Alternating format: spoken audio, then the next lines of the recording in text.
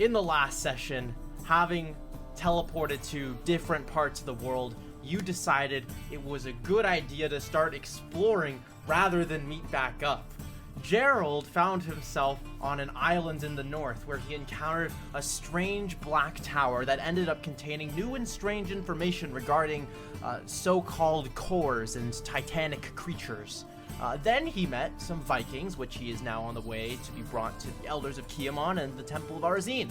Jadir started a pyramid scheme / get-rich-quick masterclass with Sean the Brozard, while disguised as Gerald, to raise funds for the Brozard Nation, which is going really well so far. Unfortunately, Gerald, you are in your Viking boat.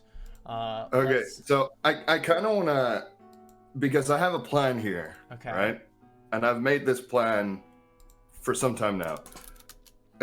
So I'm going to offer them, especially for like getting me off that thing, to like once we're close, to first of all perform for them. Second of all,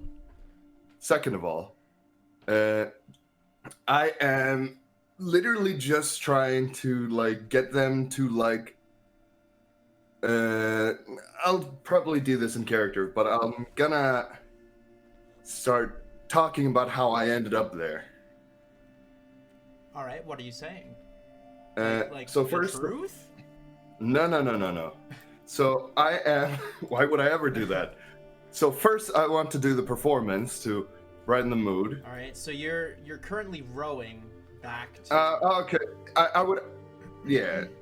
I figured like when we were closer at that point. All right. Yeah. Eventually, the oars come up as you start sailing into port. Yeah. And I offer them pretty much like a performance to thank them for saving my ass. You stand up and take out your violin as many of the Vikings look at you. I offer. Like, if they say no thank you, I won't do it. One of them gives you a nod. All right. So kind of like blending in enhanceability with my performance, using that. I'll also use my performance to give myself a bardic inspiration, my own performance, pretty much. But I'm not going to use it right away. So I have an advantage. Natural 20, so 31 performance. All right, you stand up as you're coming into having picked up on this Viking culture extremely quickly. You begin playing in a Viking shanty, but so elegantly, and you're kind of improving improvements to these ancient songs of Viking culture, adding in like arpeggios and shit, and all the Vikings, you're doing like this epic, classical remix of a Viking sea shanty, and all the Vikings start singing along, like huh, huh, huh. All right. It's Another basically thing. the Skyrim theme song. Oh my god. The other thing, because I need to make sure that this fucking works, otherwise this lie won't work. I'm gonna be using a thralling performance. Been a while since I used that. Okay. I choose 3 people. I want to choose first of all the who seems to be the captain, and the first mate, and then the strongest person on the boat. All right. What's the DC? The DC to charm against your spell DC, which means the DC is currently. Oh shit, that's not good. 16. All right, captain rolls a natural 20. Alright. The first mate rolls an 18. And the strongest man rolls an 8. Alright, so the strongest man, that's fine. Because they don't know what happens. That's the benefit of being a glamour bard. Wonderful. The strongest man on the ship seems particularly enthralled by your performance. Alright. Then, after the performance, I'm gonna start laying out rumors how I ended up there. And I still have the advantage because I made sure to use the enhance ability to kind of set myself up for that one. Okay. Where it starts setting the rumor that during one of my performances, a wizard cursed me with random teleportation that I had no control over. Right, So I'm literally roll deception. So I'm literally BSing my way like, oh, I've been teleported with an advantage. Oh my god, my luck is on fire. Okay, so that's a natural 28 again. Well, shit. Wait, Unless and because the crew rolls a 20 or something. No, oh my fucking god, wait. The crew just rolled a natural one. Wait, and I'm gonna supercharge this line because otherwise the bardic inspiration goes to waste. So that's a D8 at level 8, right? Oh, yeah. My campaign. Wait for it. 6. So that's a 28 plus 6. You get a 34 deception, and the crew rolls a natural 1 for. So the entire crew believes this. You're standing up, telling after finishing off your epic Skyrim theme song with added arpeggios and Viking chants. You begin telling them the tale as you sail into port of this horrible curse you've endured from this powerful evil wizard who has cursed you with random teleportation. The strongest man on the boat looks particularly convinced. If you could be possibly more convinced than fully convinced, he is 120% convinced that you have been cursed with this evil wizard magic of random teleportation. And the strongest man, he stands up and he goes and gives you a big bear hug and he says, "I'm so sorry that you have had to endure this, my friend. We will keep you safe here in Kiamon." He says, "Oh, I just really hope it would stop soon. I have no control of it whatsoever." "We will take you to the Elder, who will help you with this terrible curse. She can detect the cruel evil magic lying within you and purify it." Well, technically she would. She wouldn't be able to identify it, but the infernal thing. You ever pause to consider that most of what you just said is probably true? I mean... Well, yeah. That's kind of what I was going for, but I'm playing the victim. Of course, and I swear, if you get your teleportation to hell revoked, and you're now stuck in this fucking Viking city on the other side of the continent... Oh no. See, here's the thing. If she is about to remove it, I just... Okay. Oh, well, in that case, you start walking towards... He just takes it away from me immediately. Okay. Ha! Fuck your plan. Oh, you're now in front of the Elder. Oh, well, guess I have to take your power. No, bye! Okay, so... you pull into port here at the city of Kiamon, and as the city comes into view, as your ship breaks through the deep mist, built upon the edges of this icy tundra, tall stone walls conceal the bodies of grand homes built of wood and stone. The docks extend a fair away out into the sea as men come and go with fishing hauls. The dock pulls into port, and Vikings all quickly jump overboard onto the dock, kind of their boots clamping down on the creaky wood as they tie down the boat with these ropes onto the edges of the dock, and they all start kind of piling out of the boat. All right. I would ask them to hopefully be able to meet the Elder as quickly as possible because I don't know when he'll teleport again. "I'll make sure we get you in immediately. Come with me, my friend," the large, very strong Viking says to you. And gives you like a slap on the back way too hard. Thank you. You're welcome. I tried to hide the pain. As the strongest man just fucking smacked me in the back like this guy Amazing. is on par with Eddie, let me tell you. He's a big Viking. Ow. So he leads you up the docks. Do I take any damage? No, you don't take any damage. He leads you up the docks, which are kind of like this switchbacks of these these wooden planks leading up to the gates of the village, or the city really, where he leads you in and leads you through these streets filled with kind of these beautifully kind of Nordic style crafted homes with kind of like dragons on them and stuff. Very, very pretty.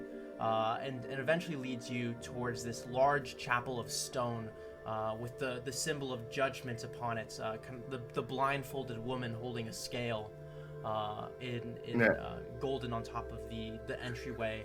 He opens he pushes very quickly open the wooden double doors that are, that would take a normal man, a considerable amount of effort to open. But he pushes it open like it's a fucking Walmart door.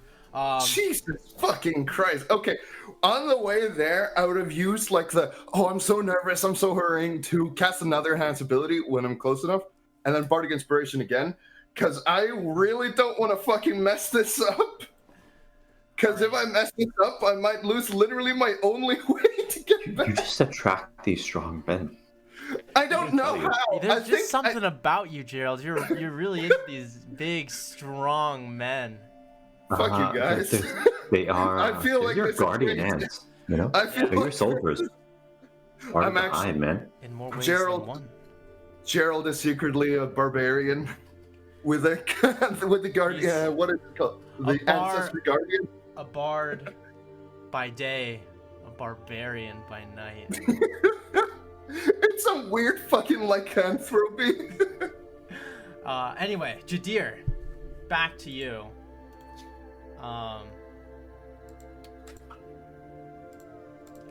What are you doing?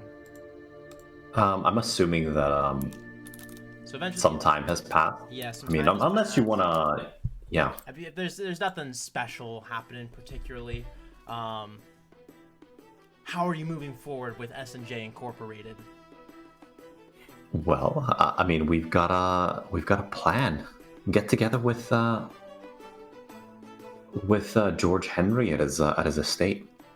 I would definitely make sure to be dressed up, proper. Are you shaven for once Gerald? for Gerald? Yes, Yeah, yes. Gerald, I would not approach him as Agatha. Your beard, your poorly kept beard, just by sheer thought alone begins to kind of like retract into your face, until you have this very nice, clean shaven look to yourself. And kind of stand upright. Sean, looking at you. You look good, bro. You should shave more often. I know. I moisturize. Thanks, bro. Fucking low blow. But at the same time, Wow. you look a little. It's just different looks, man. I mean, you look good with no homo, of course.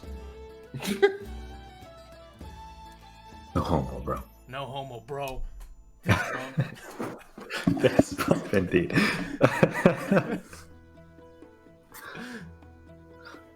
Are you taking Sean with you to? Yes. Yeah. And I would talk him up, hype him up. Yeah. We need him. We need the vision. We're We need the about to get vision. mad clout for talking to this man here. He's gonna give us all the funds we need to get Brozard Nation up and going. SNJ. Yeah. Brozard Nation. I'll match his pose. Just. It's like the double salute.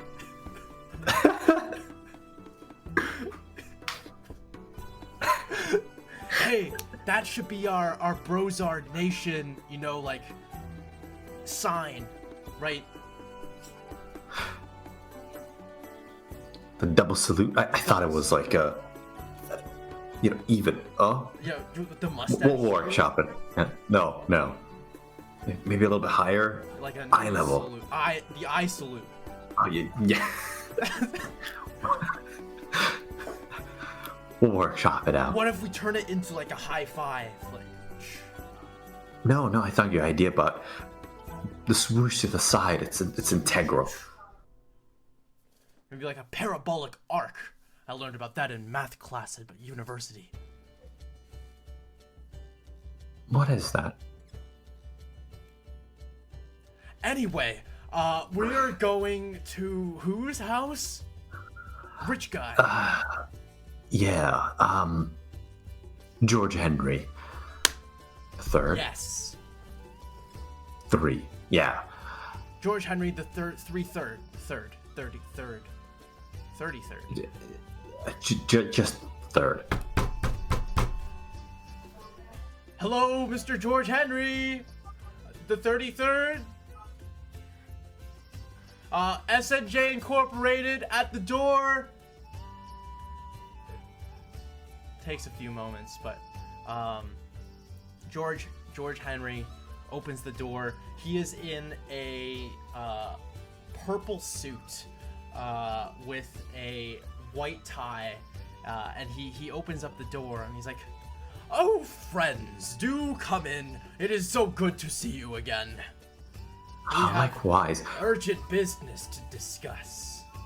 And it's a wonderful suit you're wearing. Thank you. I picked it out myself. A man of style. Wonderful. Let's get inside and talk business. Yes. Do come in. Sarah, get us some tea, please. Yes, sir. As one of his many servants, it appears, goes off to fetch you some tea.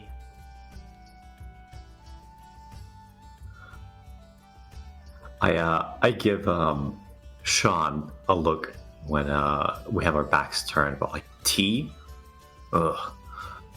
Yeah, bro, we should get some vodka in that.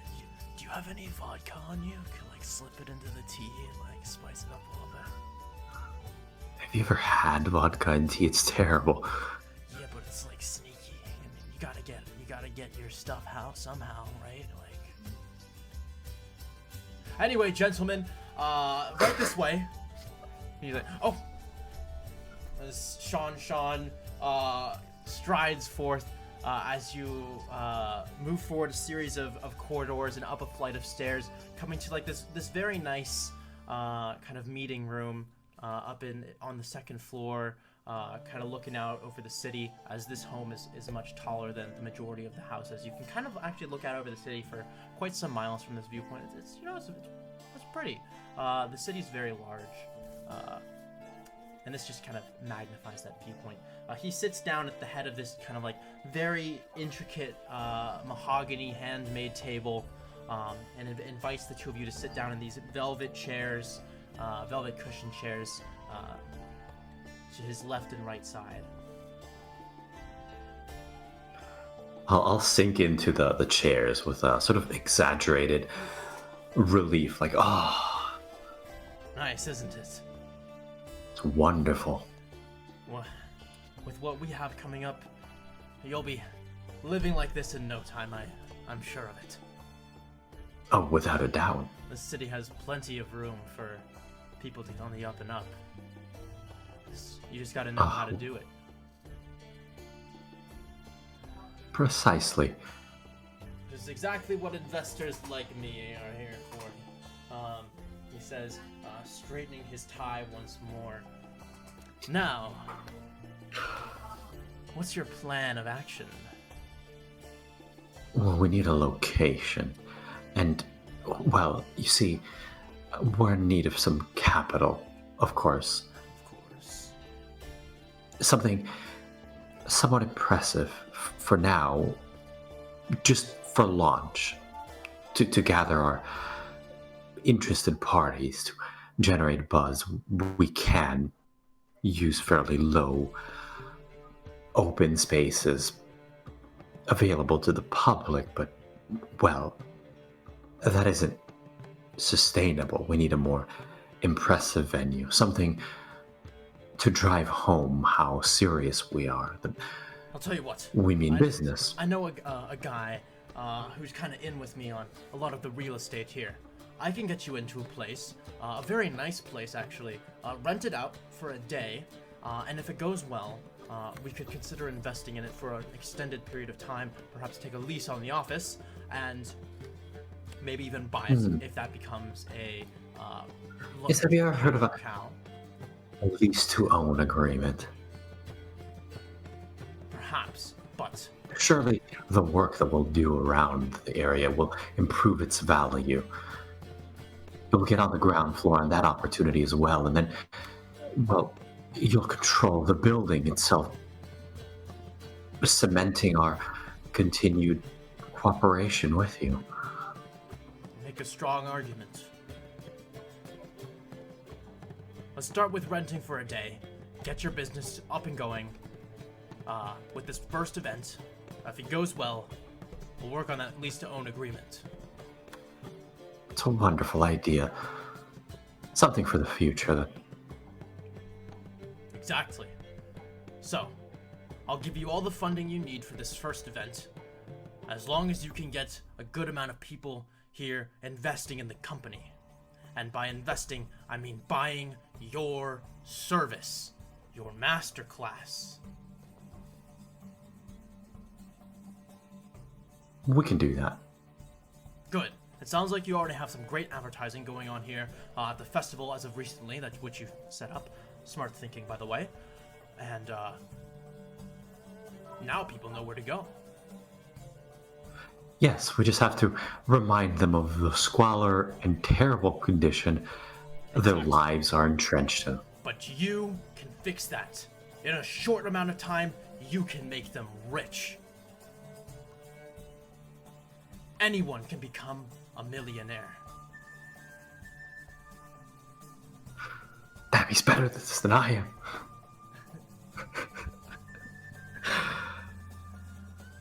Gerald will smile a pointed smile and shake George Henry's hand. Anyway, he shakes your hand and then quickly resumes business. Here is my stamp of approval. If you need anything taken care of as far as monetary policies are concerned, you can tell them to put it on my card here. And he hands you just kind of like a seal. They'll send me their people, and I'll give them money for it. So spare no expenses. Make sure this goes off without a hitch. I expect good things from you. Well, of course. Wouldn't dream to let you down. S&J to the moon, bro.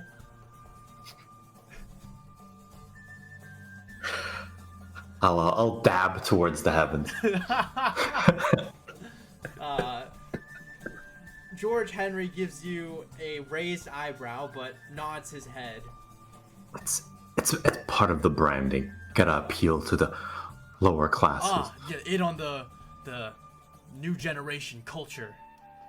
Get them while they're still young and dumb. Precisely. The dreams of the youths are so easy to prey upon. Sounds like the American education system, if ever. Hey! As an American, I take offense to that. Because you know it's true. Yeah. The pain. The pain. All right. If you're gonna use my my character's face, I'm allowed to jump in with bad jokes. No, not yeah. Well, it's not jokes if they're true. I know.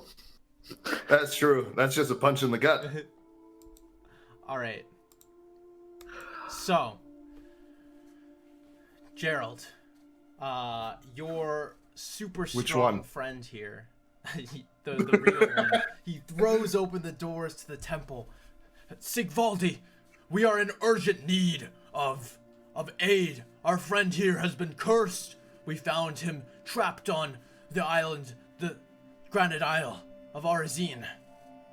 He's been cursed with evil magic that makes him randomly teleport. Tell her, Gerald. He kind of like makes about, I excuse this like abrupt meeting, but I'm He's walking forward. You can see like these beautifully carved wooden pews around you, art of things having to do with balance and order, symbols of neutrality around the chapel, and a golden statue of the Lady Judgment behind a main podium, which the elder is standing upon, currently flipping through a holy manuscript. She tilts her head up to look at you. You can see long, probably maybe like several feet long of these hair braids that come down to her waist, and these very well created like leather clothing, as she looks at you as you begin to tell her your story. Yeah. And I basically give her the same thing. But I also, in the middle of that, I plead that I know a person that could potentially get rid of the curse for me. You're telling her you know someone who can get rid of the curse for you? Yeah, but I don't know where they are. And I ask if... She holds up a finger. Edric, you said this man tread on the holy grand land of the Granite Isle? Yes, but he said he teleported there on accident with his own volition. Silence!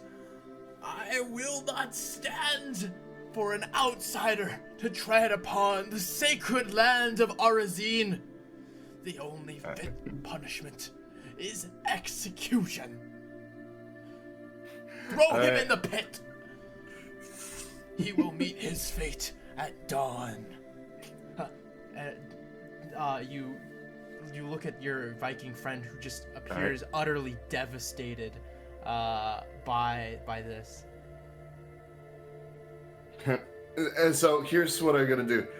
I'm gonna seem very like distraught, which of course he is, but at the same time I'm gonna be like, there must be some other, and in the middle of like trying to explain, pleading his case, poof. Oh, you're just teleporting? Yeah, there must be some other poof. You left some Vikings very confused. All right, you're back in hell. Damn it! I was really hoping that the lie would go through. Well, you didn't deceive the elder. You just deceived the Vikings on the boat. Well, yeah, I was gonna deceive Viking her, but culture is serious, man. I know. Well, interestingly enough, executions are actually quite rare, but still. It was generally fights to the death, but I get you. Anyway. I'm sure Gerald would have done so much better on that front. All right. See, here's the thing. Oh, sorry. Yeah, here's the thing. I wanted to do more, but at the same time, if I prolonged it, I couldn't sell the fact that I'm cursed. Yep. I mean, you are kind of cursed in a way. In a way, yeah. Cursed by fate. Pretty much. Fair enough. I suppose over the upcoming days, Gerald would canvass and spread the message of S&J. Yeah. Have you been cursed by fate? Have you been cursed by fate? Do you want free money? S&J with our premium masterclass. Available for limited time only. Roll persuasion. Oh my god. And Sean is gonna use the assist, so you can roll with advantage. I'll get a 24. Nice. By the time demo day comes around, you've rented out, thanks to your sponsor, this extremely fancy banquet hall. There's food everywhere, beautiful decorations. It's the equivalent of surrounding people with like Lambos and Ferrari and telling them that they'll belong to them if they are dedicated to the cause. Amazing. We own none of this. No, you don't, but they don't know that. A wonderful sham. Before you know it, you have shitloads of money flowing in. I'm talking like over 5,000 gold on the first day. So many people are just throwing money at you. It's absolutely mind-blowing how rich you're getting. And I'll speed through this a little bit. But basically, yeah, the day goes off a smashing success. And your investor is very happy with the outcomes. You get your lease to ownership agreement going on, and over the course of several days, your position and your wealth is growing exponentially as more and more people spread the word of this master class and how it's changing their mindset.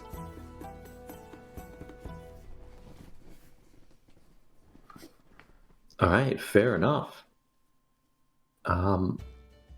What is there left for Gerald to do? Well, your first paycheck comes in about a month, like your real paycheck, after, splitting things up between Sean, your large investor. You have made 10,000 gold in a month, from your scam, and SNJ is quickly becoming the talk of this entire city.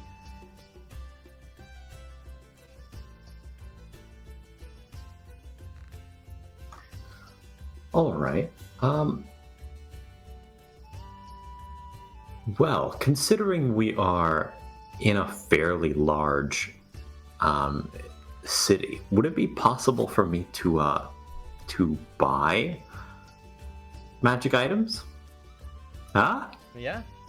I am substantially wealthy now. Yeah, you're rising up into the ranks of the wealthy very quickly here in Ageria.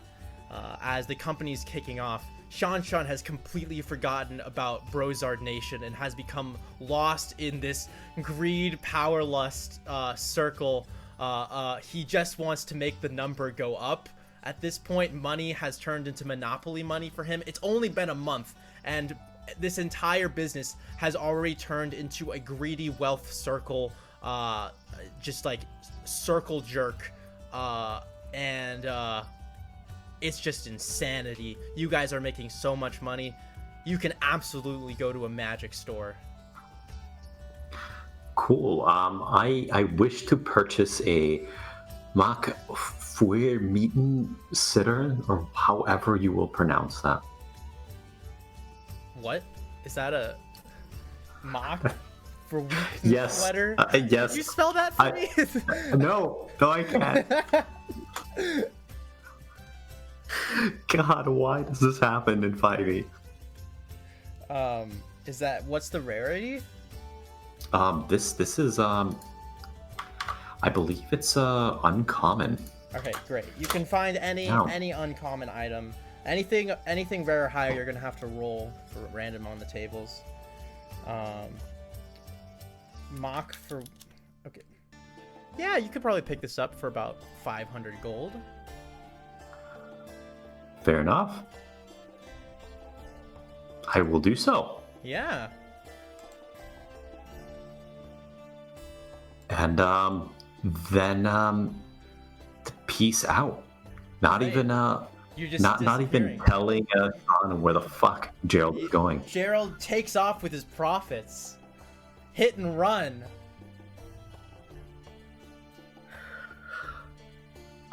Yeah, without a care. All right, you vanish. I mean, he's on a spiral. He could manage it. Yeah, right. Dude, Sean probably even going to be happy because he gets more profits now. Fair enough. Yeah. All right. So you're going back to hell? Yes. All right.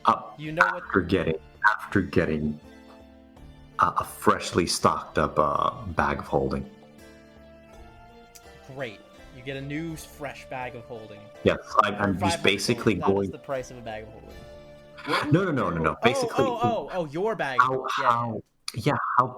how we provisioned the bag of holding when I first met Shan. I want to repeat that. Yeah, for sure.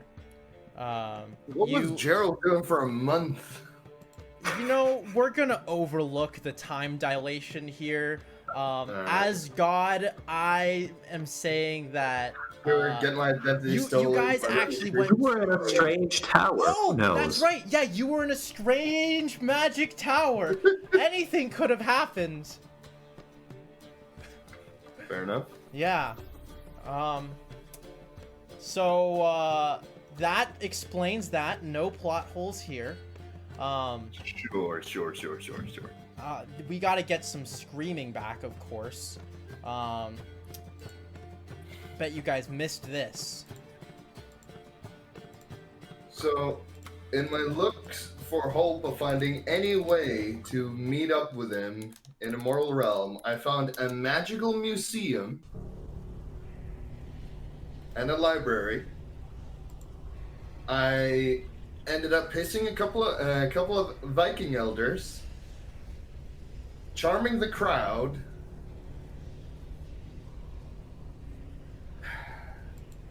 Man, luck is not on my side.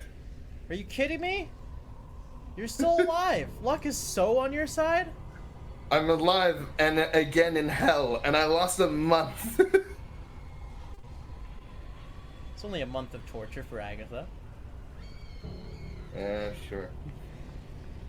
Anyway, so you guys suddenly, by pure coincidence, managed to have the sudden urge to teleport back to hell after a month of being apart, and just happened to bump into each other, simultaneously watching each other come out of these portals. How on earth is this coincidence possible? We will never know. I feel like Jadir has gotten so used to being Gerald that he's probably still Gerald when this happened. Gerald, you see your doppelganger emerge from the portal as you enter hell. I kind of look at him. The scream was so well timed. Wait, I have seen him transform into people before, haven't I? Mm-hmm.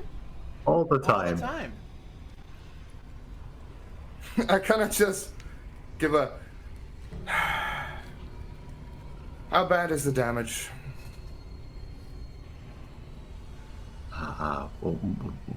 What damage? Last time that you looked like someone else or something like that, an entire city burned down. How bad is the damage? I think Jadir just kind of looks at him like, patting some butt. I can explain. He kind of like puts his hands across slowly. I am gone for what? 2 days. It's been a month. Kind of raises an eyebrow. A month? No, I was in that only for a couple of hours. No, it's been a month. Kind of stops.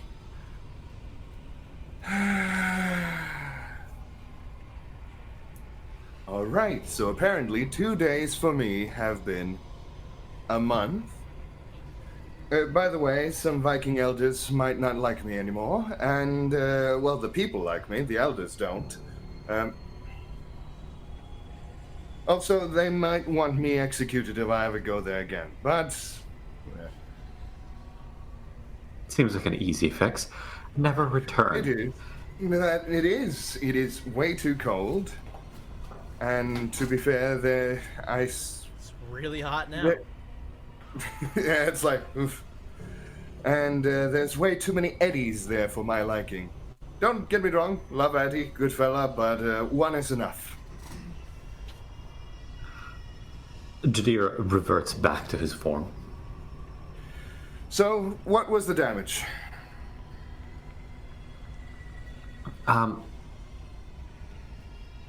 Well, the people of Illibert, they have seen you command some rats in the streets. Something about a Pied Piper.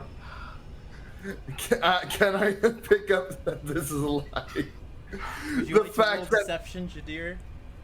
Yes, please. You can roll insight, Gerald. all right. I get I a get a 16. Oh my god, one difference. Oh, he'll find out eventually. We'll No just have to harm, go no into. foul. Yeah, true. Sure, everything's fine. Oh. Yeah, he'll just go into the city and find it out the harsh way and get even more pissed at Jadir. Just don't accidentally go to Ageria. Hey, Yes, well, the people of Illibert, they have somehow heard of you. It's strange. But, well, they had a problem with rats and whatnot, and they stuck this on me. Along. you're hesitating quite a lot there. Yes, well, if you ever go back there, let's just say this priceless artifact that they bequeathed onto me was given to me for a purpose, but I don't know how to play.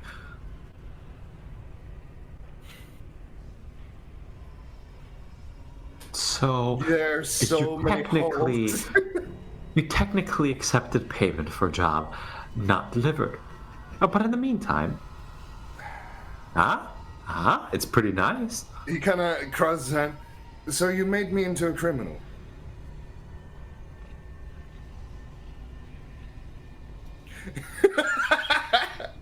That backfired very quickly. Only in a manner of speaking. That is theft. That is a crime. So I'm now wanted in a city. To be fair, that's like 95% of what we do. Well, to be fair, I've kind of kept my reputation somewhat intact. Have you? Well, this is the first with the Vikings, but other than that, kind of shrugs. You Selective did memory. cause a mass insurrection. He kind of looked. You were kind of complicit in arson, murder, conspiracy to overthrow government. Which, gonna be fair here, which most of it Jadir took charge in. Anyway, You're guilty by association. That is like the worst, like, you're guilty, you didn't really do anything, but you let me do it. Well, if you saw a gentleman drown and did nothing about it, his death would be on your hands, yes? No, not really. here comes the philosophical dilemma. I'll see Look. you guys in an hour. I like to imagine we're having this hot debate and You're just in the middle of hell. and devils are like surrounding, like, should we try to even? Nah, devils are definitely ignoring you guys. You guys are kind of just chilling out in perfect. front of the bronze incendium. Okay, perfect. They All know. right, but in any case, look, this thing is kind of wonderful, and I thought, well, you might find a use for it, so I sort of kept it. So he describes it as an artifact, right? Can I do it? Because I have no idea what kind of magic item. Can I do a history check to like kind of understand what this artifact is supposed to be? Sure. All right. 13. He hands this to you, and as you look at this, you can see that this is an instrument of the bards used by many bards. It's probably been passed down through the generations. This is it fuels your magical abilities by increasing your magicalness when you do things related to bardism. He kind of looks at him. One of a kind artifact. Looks up at him. Well, look, They thought. Just digging deeper and deeper at this point. Look, yes. They thought that it was somehow very special. I can't tell. Did he take the shopping tag off? Is there like a price tag on it? There's like a little sticker on the back and it says "Made in China." I'm just gonna turn it around. Well, at least it was made in a nice place. Made in Nigeria.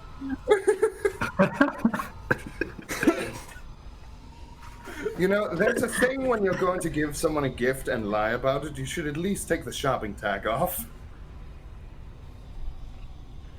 I have no idea what you mean. So...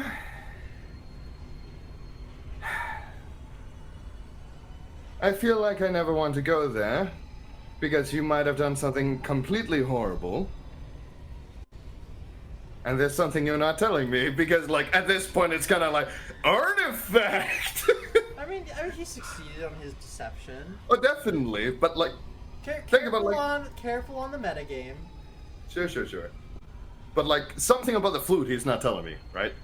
I think that has more to do with how he's being out of character, that he's bad at lying out of character. No. Jadir is 100% being evasive and kind of bad of this, sort of on purpose, in fact.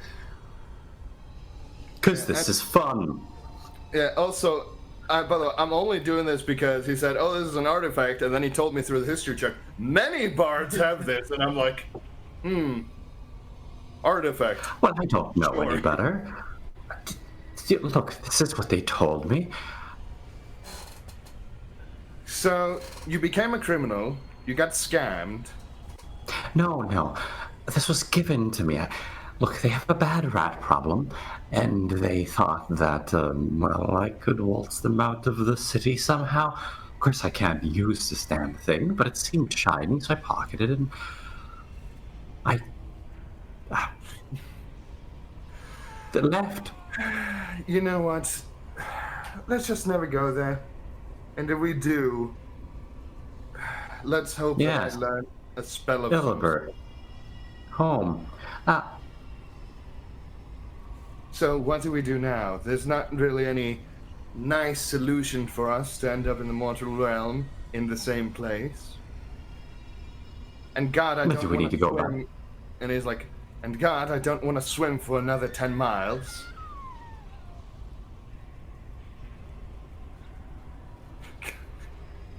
Kind of just random. Swim for 10 miles. What did you do anyway in 2 days? Well, first teleportation ended up on top of a mountain. Saw a giant colossus, whatever thing, and also magical freezing. So I tried making a tiny hut so I wouldn't freeze to death. But then I decided, oh wait, I can do this again. Teleported back. Then really quickly, I tried teleporting immediately again. Ended up in the jungle that we were in. Immediately in front of a blood plant.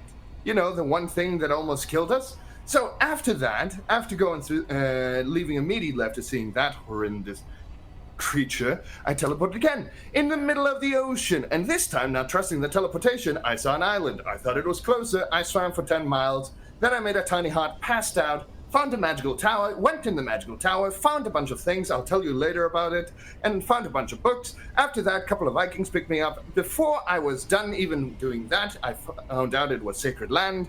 I thought, hey, perhaps someone knows the spell Scry, because then I could find you, and then I could possibly teleport to a location closer to you.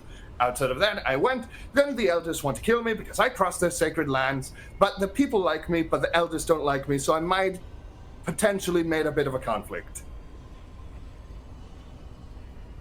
I feel like at this point, Jadir is possibly like a third of the way through a bottle of cider. No, he went through this like extremely fucking quick. So did Jadir. It's just like that entire explanation, just a finger raised. He's been chugging. Jadir feels a little bit better about his exploits, considering Gerald seems to be well on his way to fuck things over himself. Ah, there. To be fair, his luck has been fucking horrendous. All right, now what does this thing do? I've been curious ever since, so do something with it. What kind of instrument is this, by the way? It's in chat. As a bard, I would say you kind of get a feel for the instrument and you know how you can use it just kind of naturally. Wait, in chat? Yeah, it's in general chat. Finn sent a link to the thing he bought. Oh, no, I was trying to figure out what kind of instrument it is. Oh yeah, he said flute, didn't he? No, it's a... No. If you click on it, there's a picture. It's a... What's it called? Oh, it's a lute. It is a cittern.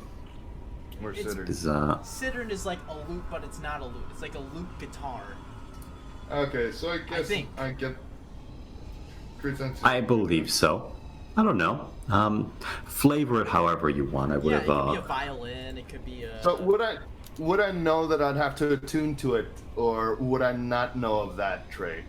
You would know that. Yeah, it's like, well, you're going to have to give me an hour. Tuning is an hour. Well, yeah, I have to attune to this thing. All right, you attune to that, and I'll attune to this. By the way, Jadea? Kind of yes. Don't use my face again. Fair enough. Anyways, instrument uses can be spelled. Next dawn. All right, so can we guess? Okay, so it basically. Don't you love paragraphs of text? It's pretty much just a one spell kind of fire away thing. No, it's no. There's a lot of stuff in there. That's one of its spells. I actually missed the bottom thing. You should have sold it for a lot more than 500 gold. That's. You can retcon it however you want.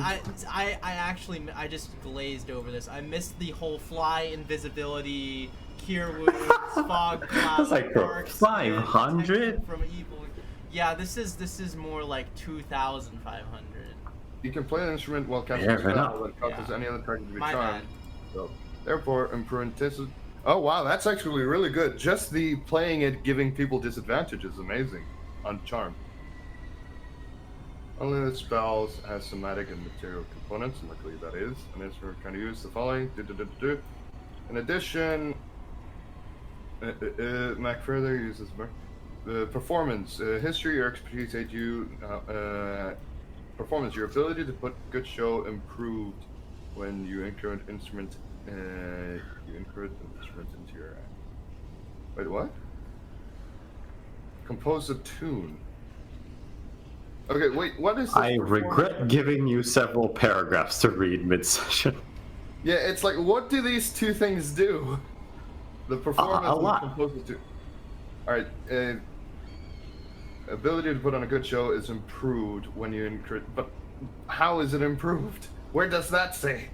It's purely for flavor here, but it sort of provides DCs for DMs about coming up with tunes and making them. Compose a tune, is that just making a tune?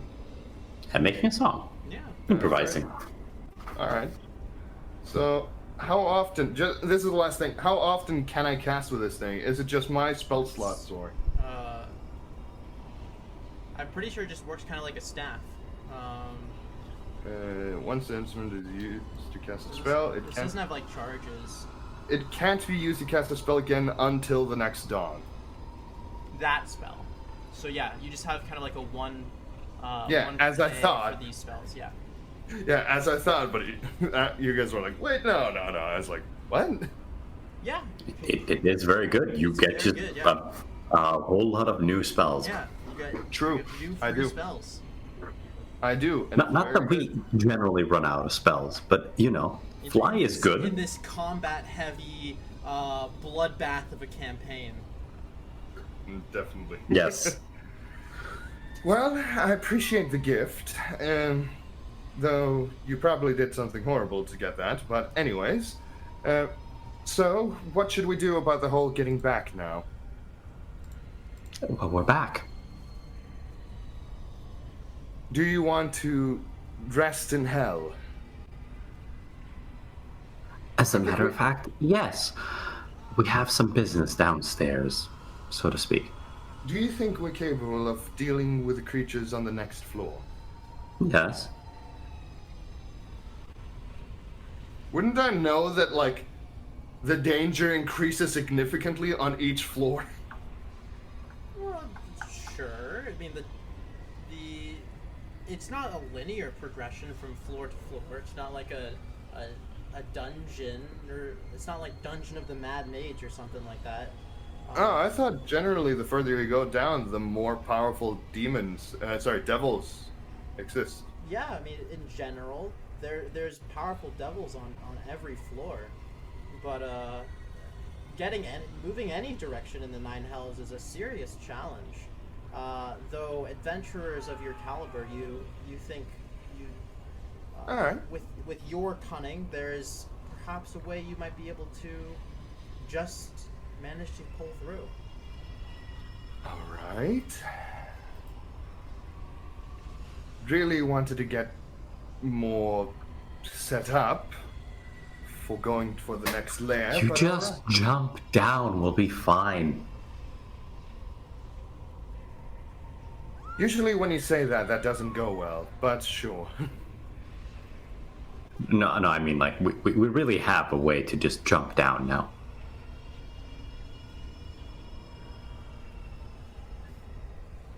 Are you talking about the fly thing? Yes. You see, I climb into the bag of holding. You carry me. Peter kind of pokes his little head out of the bag of holding. It makes like he looks kind of like Puss in Boots when he looks up with his like cat eyes. I look at him in absolute horror. Just like, you have no common sense at all, do you? I find it's an occupational hazard.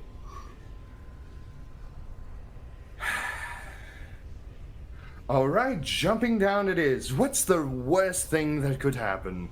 Oh, now you've jinxed it. You've doomed us all. It's at this moment.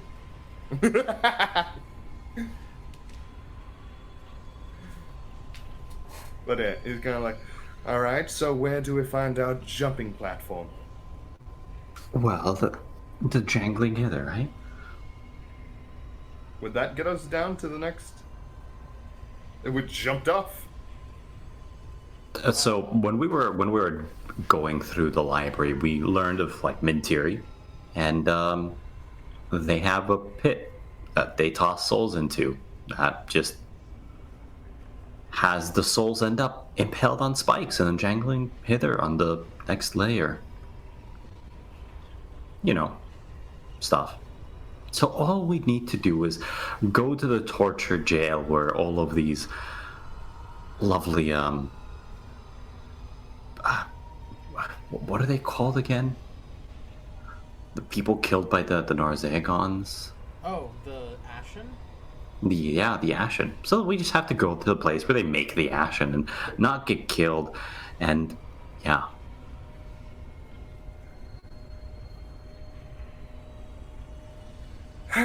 All right. I guess we're kind of in this. Doable.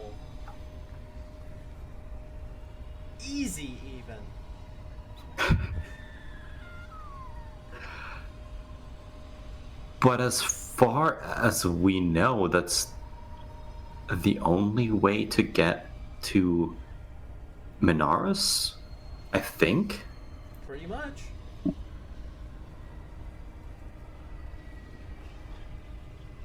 All right. Let's go for a jump, I guess. Well, there's the simple matter of getting to the pit inside Mentiri. That should be rather problematic for us. Likely. Oh, I well. thought you said it would be easy. No, the narrator said it would be Ah, easy. the narrator. Okay. Well, You made it sound so simple. All right. So how do we? We were specifically warned not to go to Mentiri, but here we are. So,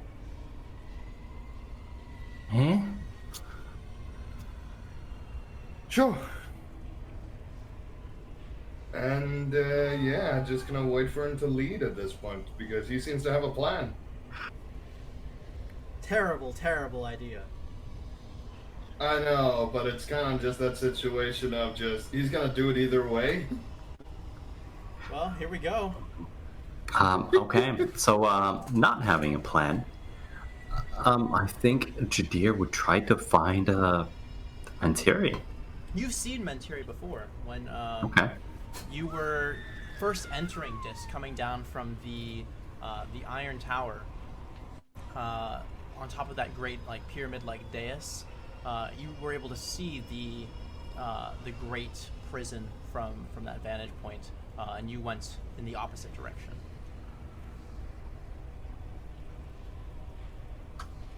Boy, that seemed like a good decision back then. Mm-hmm. Okay. Well, let's do the exact opposite now and head towards Mentiri. Backtracking! Woo! All right, you head back through the iron streets of Dis, walking through hordes of devils and ashen, as you stride back up this pyramid-like structure towards the Iron Tower, and now from this higher vantage point, as you step across the great dais that the Iron Tower is held upon, you can see that Mentiri is held within this vast iron labyrinth that you can see goes down. There's this giant surface labyrinth with just horrifying screams getting louder and louder the closer you get. You know, the devils are very insistent on their deals. That one even tried to, ask for my soul for a pair of boots? Can I just soul keep for in some covers? souls? Did you get that one? Yeah, I did. Yeah. What was the weirdest one was probably one of those imps. He thought he named himself something weird, but he asked that giving me a mirror for my soul, but there was nothing special about the mirror. He just said, "Do you want a mirror? It will only cost your soul." I don't get that one. Yes, I don't know. You would think they'd have better deals. Speaking of deals, do you think it might be possible for us to bargain our way through here? Oh, no, we don't really have a lot of things. No, we literally have nothing to bargain for. That's one of the reasons why I wanted to go back to the Mortal Realm, to give us at least one trump card. But, no, we're going to have to go the, brute force, most likely, or sneak past. Well, I don't think that might be doable. But who knows? Let's go talk to the people in charge of the main entry, I suppose.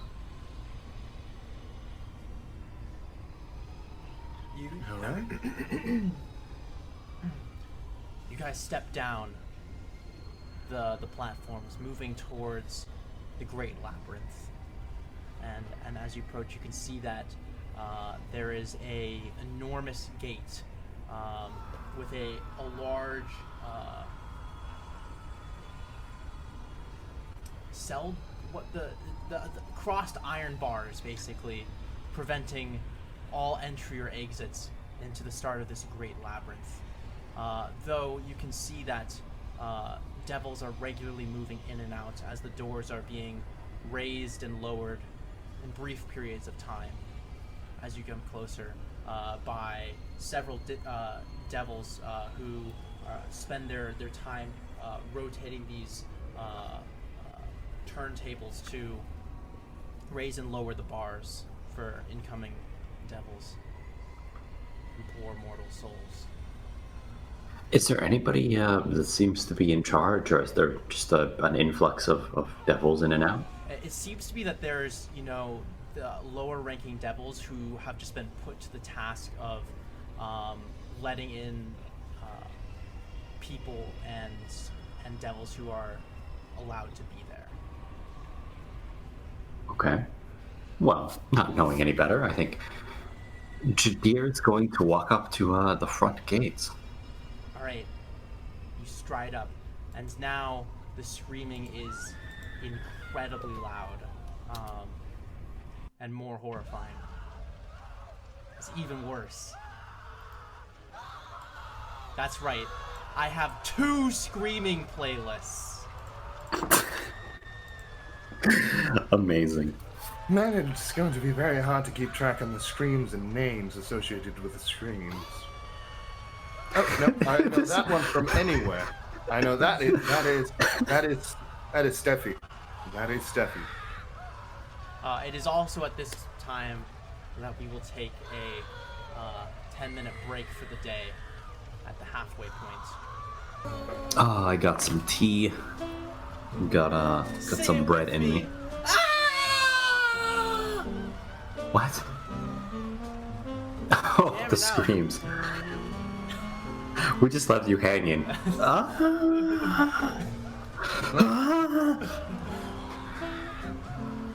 You said it, sister. Lovely. All right.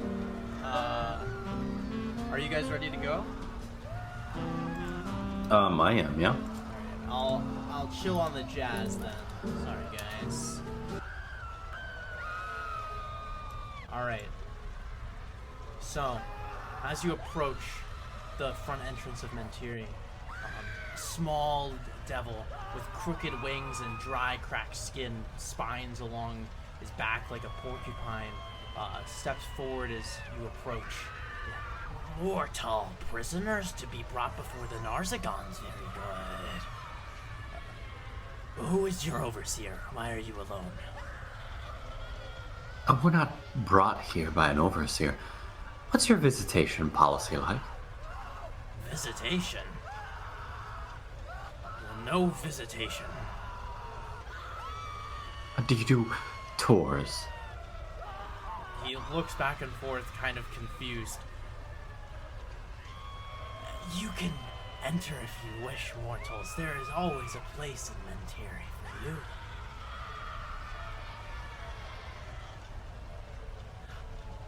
It sounds like you're doing that devil thing where you're being... Kellogg, raise the gates for our guests. They wish to see Mentiri. A fat devil begins rotating this turntable as the gates begin to rise for you. Oh. He lacks class, doesn't he? Gerald, what do you think? Kind of looks at everything. How bad does this look?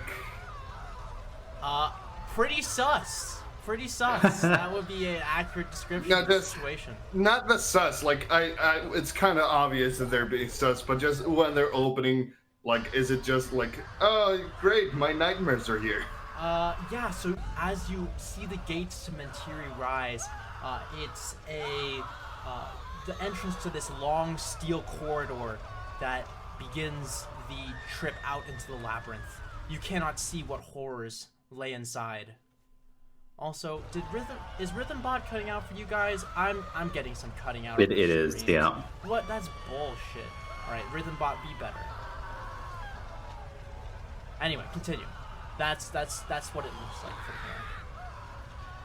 You get this like, sinking feeling of dread for the coming task before you. Really good. All right, Gerald, in and out. Right, in and out. How are we planning? Like you're gonna whisper? How are we planning to get out?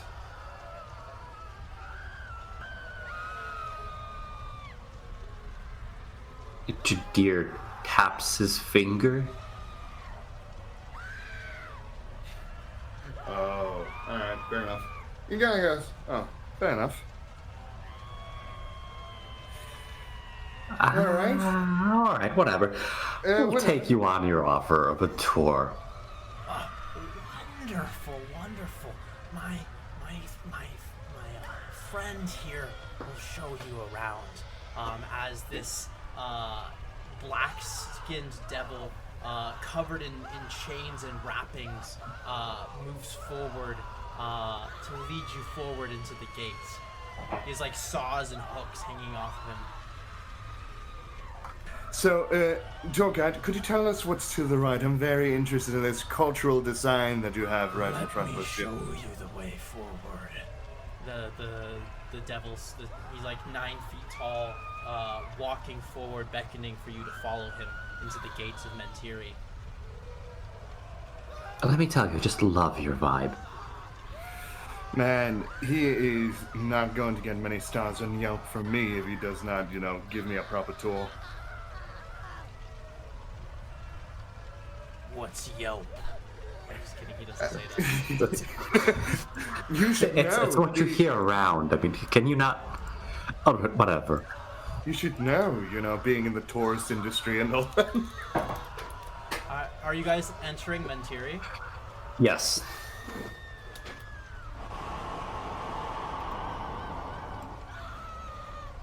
All right. So, the giant black devil leads you forward, and the gates very quickly close behind you when you enter, sealing off your exit as the devil turns around. And immediately, I'm gonna need you guys to roll initiative. Yeah, I kind of saw that coming. Ugh. Surprised you didn't see that coming. He's attacked me on sight. What a rude piece of shit. Did you really not see this coming? It's freaking 21 on the initiative. I have to roll. This will be your initiative for the dungeon. Just your entire walkthrough of this area, your guide, you will use 1 initiative. You'll see. It'll make sense. I have a special system planned out. What's your initiative, Gerald? 12. Great. Well, good news. Chain Devil got an 8. He turns around as spears begin to launch out from chains, trying to wrap around you. But you guys, in your quickness, having expected something like this, have the first move. Is there anything behind him? Yes, there is a long, empty corridor leading into an enormous labyrinth. I actually have an idea what to do, and it's such a dick move. All right. Who's up first? It's you. First up is Jadir. Oh, well, all right. I wouldn't have gotten a long rest, would I? I'm pretty sure you long rested when you left the. Oh, okay. All right. Thank you. Okay. You guys should both be. I'm going to conjure Ace next to this gentleman. All right. And upcast Melf's meteors, Melf's minute meteors forth. All right.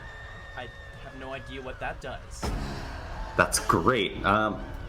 It's fine. I create 8 meteors that sort of revolve around me, just motes of fire that's spring up around Jadir. And then because I just cast it, I get to hurl 2 of them. All right. Yeah. So once they reach the destination, which is 120 feet from me, they will explode. And everybody has to make a dexterity saving throw or take some fire damage. Yeah, what's the radius on that explosion? It is 5 feet, so I'm going to position it so that it won't hurt Ace. Yeah.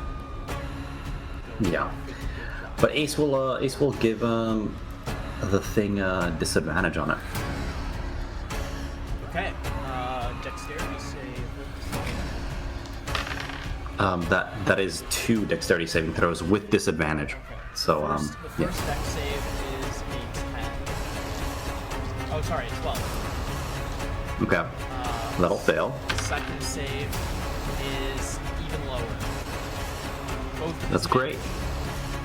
They're both a disadvantage, yeah, because of Ace. All right, yeah. So we fail as both saving throws.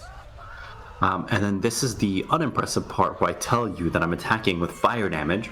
Right. And the first meteor explodes it doesn't for... matter how much damage you do, because as they detonate next to him, the fire washes over his skin, doing absolutely nothing. Not phasing. Well, in that case, I would not fire the second meteor, because it's, okay. you know... What is it? One action. Is that a mark it down?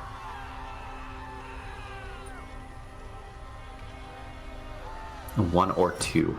Yeah, it'll just expend both of them. I'm down to 6 meteors at the moment. Unfortunate.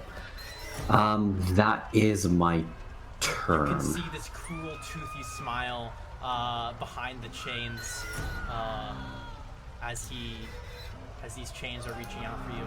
Gerald, what are you doing? Before we get to Gerald, let me drop Ace in initiative as well. Right, he gets a 19. Yeah. Great. So Ace is up next, actually. Okay. Ace is going to bite the bugger and get a 23 against AC. Definitely hits. Dealing 5 piercing damage, and the terrifying demon devil must make a staggering DC 13 strength save or be knocked prone. Surprisingly, This got a 9. Okay, fair enough. He'll smile his toothy grin at me, and then, ignoring Ace, Ace just tackles him to the ground. All right, Ace, the devil washed in fire damage, doing absolutely nothing. But in the blinding light of the inferno, Ace catches him off guard, being summoned in his blind spot as the shadowy hound leaps forward, latching onto this devil's chest, and then pushing him down to the ground, tearing into him. Is that Ace's turn? That is Ace's turn, yeah. All right, Gerald. Out of curiosity, me being a bit of a demonologist, would I know if devils can be charmed? Make a nature check with advantage. Thank you. Due to your background. Nature check. I have apparently no idea. I rolled a 6 and a 7. Yeah, unfortunately, you're not sure with this devil in particular. The caught up in the adrenaline rush of the moment and the screaming around you as this devil appears to be seeking to drag you to that same fate. You're unable to seek your mind, impeded in this, rush of combat. Fuck it, risk it for the biscuit, I guess. So, quick thing. I'm using the loot right now, or whatever he gave me, right? Mm-hmm. Which means whenever something is getting charmed by me, it'll get a disadvantage. But because he's in combat with us, he already has an advantage. But because Ace is right next to him, it gives him another disadvantage. Yes. So he actually has to save in a disadvantage against this, then. Okay. So I cast Charm Monster. Okay. What's It, the saving throw? 16. I don't know how much you care, but technically speaking, you don't really count advantages and disadvantages. They just kind of, like, once you have one or the other, they cancel out. I run it where if you stack multiple advantages, it goes to advantage -1, but if you have like advantage and disadvantage, they're going to cancel. So you have 2 advantage and 1 disadvantage, it's just advantage. I don't know. That's how I run it. Fair enough. Here's the thing. Basically, Things are fun that way. one disadvantage and one advantage cancel each other out, and then it gets another disadvantage from the instrument itself. And you notice that as you go to reach into this creature's mind to morph it, despite the bonus that you have as Ace kind of sucks away at this magical energy, you're able to tell that there is some additional strength against the spell that he still holds, getting a 17 on his charisma saving throw. I'll move a bit out of the way to make it a bit harder to hit me. Okay. You have your back is, you're about 10 feet, you can move about 10 feet backwards but then you're gonna hit the closed iron gates. Yeah. That's fine. Yeah. That's fine. So he's about 10 feet away from Jadir and 20 feet away from you because you're behind him. But he is currently prone. Is he grappled or restrained by Ace? He's not. Okay. So he is going to stand up.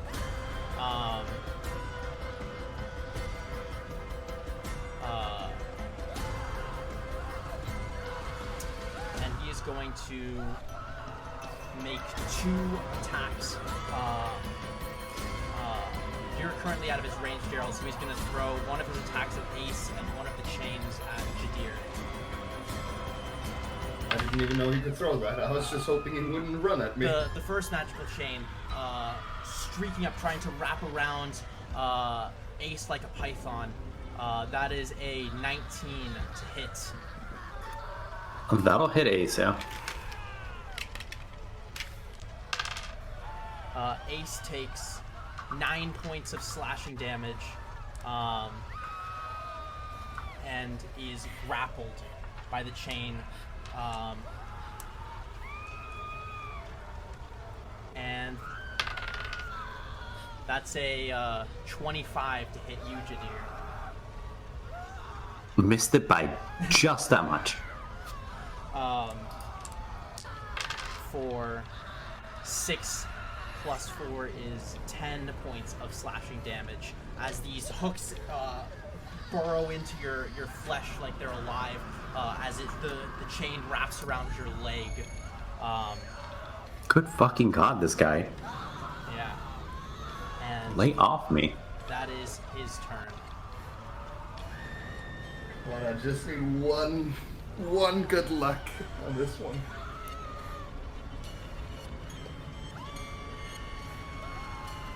So what do you say we get out of here? Deeper, I mean. Are you saying that like in character or? Yeah. Aren't you grappled, right? You are grappled currently. Yeah? Yeah, you can try and escape. Yeah. I'm asking him, Yeah. like, is the... Yeah, he would agree with you. Okay. Then, At the start Jadir of says he has a plan. At the start of your turn, Yeah. by the way, at the start of your turn, you take 6 points of piercing damage as the hooks dig deeper into you. Jadir would delay his turn, but he'll still take the 6 points. Okay. Yeah. Same for Ace. I have a plan. Okay. Just run deeper, and I'll delay. All right. I kind of want to do something as I try to run by, though. Is Ace going to delay as well? No, Ace is gonna smack the living shit out of him. Ace takes 2 damage at the start of his turn. Poor dog. That dog is Yeah, he'll get a 15 to attack. He's also restrained, so attack is made with disadvantage. He'll get a 15 to attack. Okay. 15 does not hit, unfortunately. Okay. So one of the things with Ace is that he can move through objects. I'm not sure how you rule this. Yeah, I guess.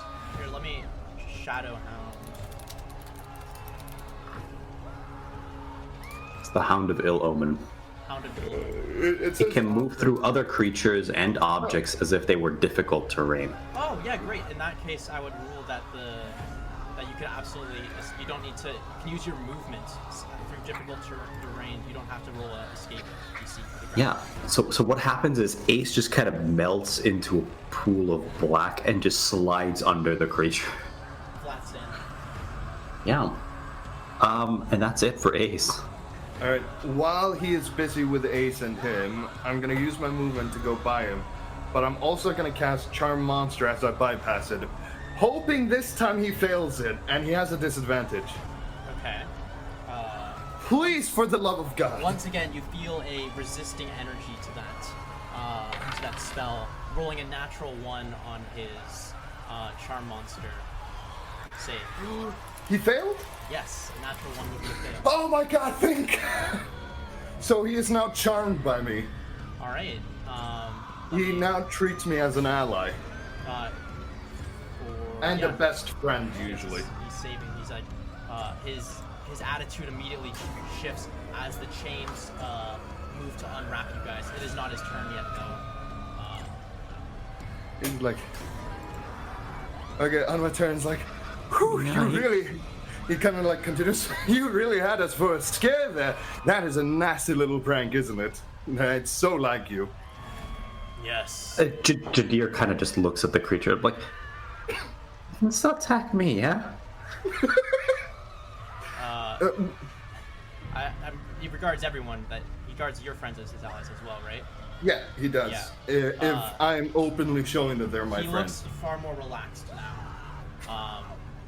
As the chains begin to unwrap from you guys, on his turn, of course. Great, we'll be checking out the confectionery inside. Lovely. Goodbye. I'll stay here. Yes, could you just make sure that no one follows us? He gives you a wordless nod. He's like, you are absolutely the best.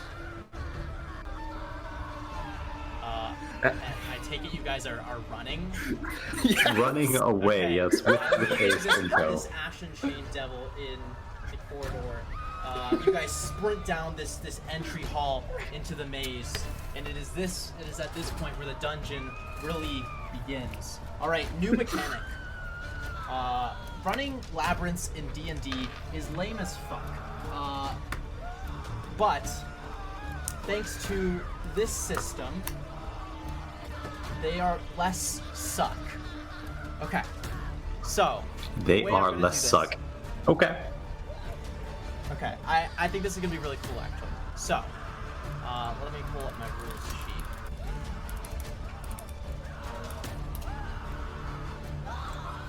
So the way I'm gonna run this is,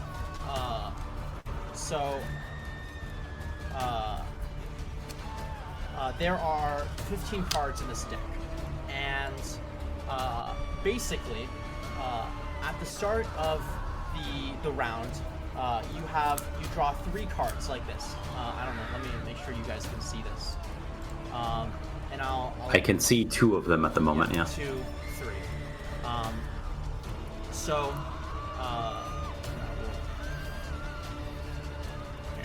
There we go. 3 cards, and the deck is right here. So, at the start of the turn, you guys are on the same team, right? Right. So, there's 5 things you can do, and I'll put these actions into chat here. There are 4 different cards in the deck. There is the correct path card, or the way down, as Mentiri is a 5-layered dungeon that you guys are trying to get to the bottom of to find this hole. There are dead end cards, and if you flip over a dead end card, it means that that's going to stay there until there are 3 dead end cards, in which case they will be put into the discard pile, limiting the number of options you can have. So the things I put into chat, these are the things you can do at the start of the turn. And if you guys, and let's just do like a little practice run here. So this isn't the actual dungeon. This is simply to understand the mechanics. So here we have, you guys basically pick one of 3 cards. So pick 1 card. This is card 1, 2, and 3. We'll go with 2. Okay, because and we're going in initiative order. So you're first. So you found the way down. Okay, so you're going down to the second layer. Great. And then knowing this, you can now take an action. So meaning you can either forge a path, scout ahead, is elementary, careful consideration, or boost morale. Okay. And so these 3 options here are considered the river. That's just what we call this set of 3 cards here. And this is the deck, and then there's the discard pile, of course. So pick an action that you want to do. choose. So, what is the mechanical benefit of adding cards to the discard pile? So adding card, because when the deck is done, the discard pile gets shuffled into the deck, and so by adding correct path cards to the discard pile, it's a delayed benefit. Increases it. Yeah. Would you sort of rule, because I have Ace with me for a limited time, that I could, for example, forge a path and with assistance from Ace, or do you not want us to use outside stuff like that? No, you could totally forge a path with assistance from Ace. Okay. Then I would do so. Okay, so you roll a strength check, and I'll give you assistance from Ace. Yeah, we'll get to roll my wonderful 8, and get a 10. So unfortunately, that doesn't beat the Mentiri Labyrinth DC. So that I actually figured. is a fail. So you don't get that positive effect. But you did find the way down. And now, Gerald, you can having this. You can also so you've done the correct thing here. So you found the way down. Now, this card right here gets filled. So now, Gerald, you can pick one of 3 cards. Am I allowed to use enhanced ability? For what? Like for any skill check? Yeah, you can use an action to do something that isn't on this list. Though that Okay, is but your we action. already found the way down. Or are we on the next floor now? Yeah, there are multiple floors. So this we're is on the just next tutorial. This Alright, doesn't cool. actually count. Okay. Then I would do a dexterity to see if I can scout ahead to see the first top card there. Okay. So make a dexterity check. 11. 11. So that doesn't beat the maze DC. But let's just say you succeeded for tutorial purposes. So this reveals the top card of the deck, in addition to a card in the river, which you can pick out 1, 2, or 3. 3. Which is the dead end card. And you can choose one of these cards, and do that one. So you can either have the dead end card or the trap card. You should pick the dead end card just for tutorial purposes.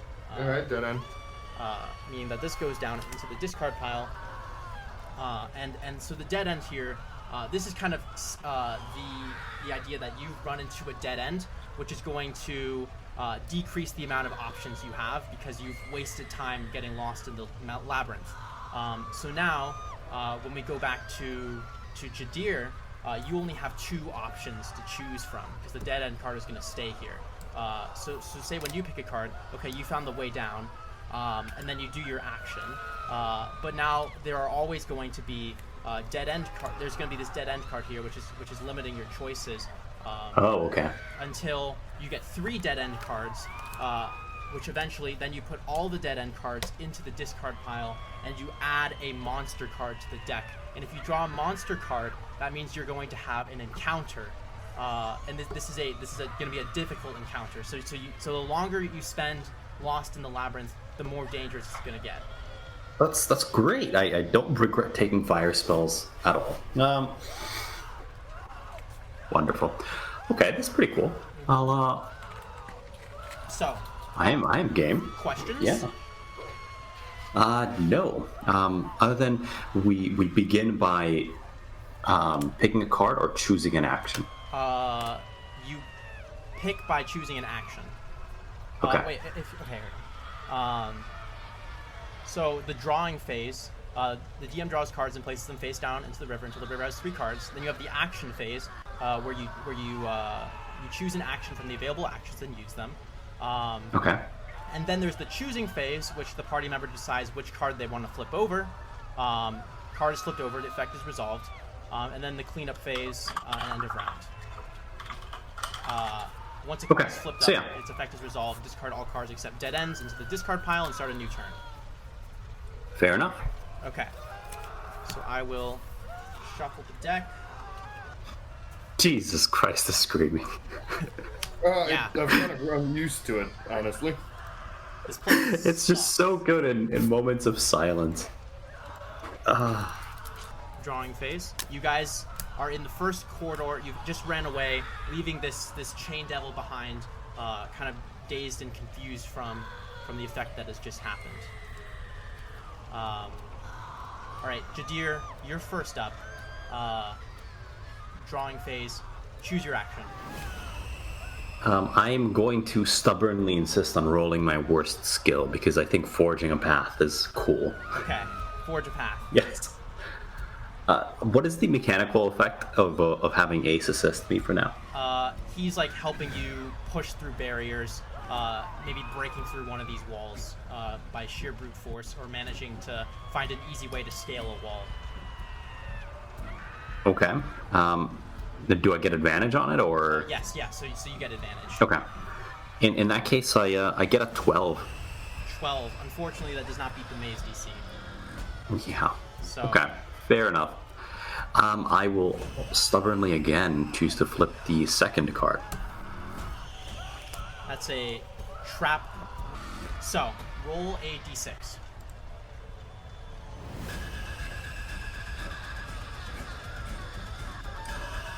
I get a 1. Alright, so as the two of you guys are running, searing hot magma, hot enough to flow like water, is released from the walls and begins chasing you down the corridor as you run into this labyrinth. I need you guys to make dex saves. Okay, so we both get hit if one fails. Okay. Yes, you guys are running together. Yeah. I'm just good to know, basically. I get a 6. 6. Great. What about you? 17. 17. So, Gerald manages to quickly escape this flowing lava, but it begins flowing down and begins wrapping around your boots as you kind of stumble forward, getting seared for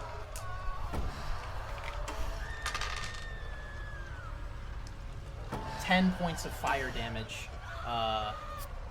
I will take your 5 points of fire damage. That's right. We're only like 20 sessions in or something. Yeah. Fire resistance finally coming in clutch. Hell yeah. Alright. Alright. Gerald, you're up. What action are you taking?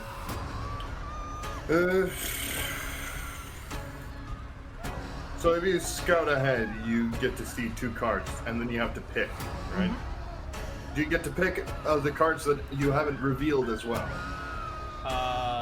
Yeah. So you pick. You can see something off the top of the deck, and you can see one card in the river, and then you can pick which one you want, and the other goes in the discard pile. Yeah. When I reveal someone on the deck, I cannot pick from that, right? No, you can pick the card on the deck. Oh, okay. So it's like a choice of either option. So it gives one additional option. Yeah. I'm gonna go for the decks. All right. Natural 20. Nice. 23. Nice. So you got a dead end card off the top of the deck, and then pick a card here to choose from. Number 1. So you can either pick a dead end card or a trap card. I'll choose number 2. Dead end or trap? Which one? Oh, I have to choose between them. I cannot choose the blank. Oh wait, can you? Let me double check. Reveal the top card of the deck in addition to a card in the river, and choose one. So it's which one of these effects do you want to get? Okay, so I have to choose either. Okay, Yeah. Dead end. Dead end. Okay. So, as you guys are running, just barely managing to escape, you help Jadir get out of this lava charring away at his ankles. And as you're running, you come to this dead end with a island surrounded by molten lava held within this dead end corner, and you can see towers littering the expanse, each supporting hundreds of hanging cages filled with people, often stuffed so compact that appendages are forced out of gaps in the cage. They're starving, and it's just horrible. Seems like a lovely place to spend time. Every time he runs past like a person that's being tortured, he's like, "Excuse me, coming through." I'm kind of just visually seeing us running like there's a person like, "Help me!" and we're just coming through. Sorry. This is truly horrible. This is the most This is the most horrible place you've ever seen in your entire life. It's sickeningly horrible. Lovely. Yeah. Pay attention, straight ahead. Don't look at anything. All right. Jadir. I suppose I'll go to boost morale to try to remove the dead-end card. Right. Roll that charisma check. I'll get a 24. Nice. You are successfully able to. How are you boosting morale? It's like, I'll make light of it. It's like, was that Jessica? Pointing towards one of the people screaming. It's like by dehumanizing the people around you, you make it seem a little bit less horrible, boosting morale. No, that's Stephanie. Keep running. Make a sick joke in the darkest of times. I'll pick the card that I just replaced. All right. The way down, as you guys are sprinting forward, trying to get away from these horrors, you manage to find the staircase moving down to the next layer of Mentiri. Okay, good. Okay, Gerald, you're up. Gerald. Oh. All right.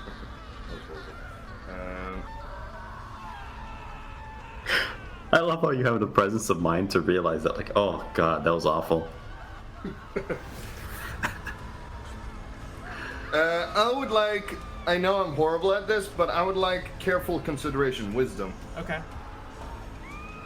I am absolutely shit at this. I roll a 9. Yeah, unfortunately, that does not beat the maze DC. You try considering your options, but the maze is so large and complex that it seems to slip your mind, and you're just left to random choice, trying to overthink the situation.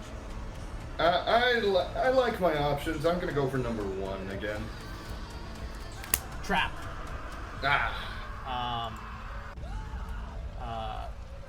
Roll a d6. D6, you say?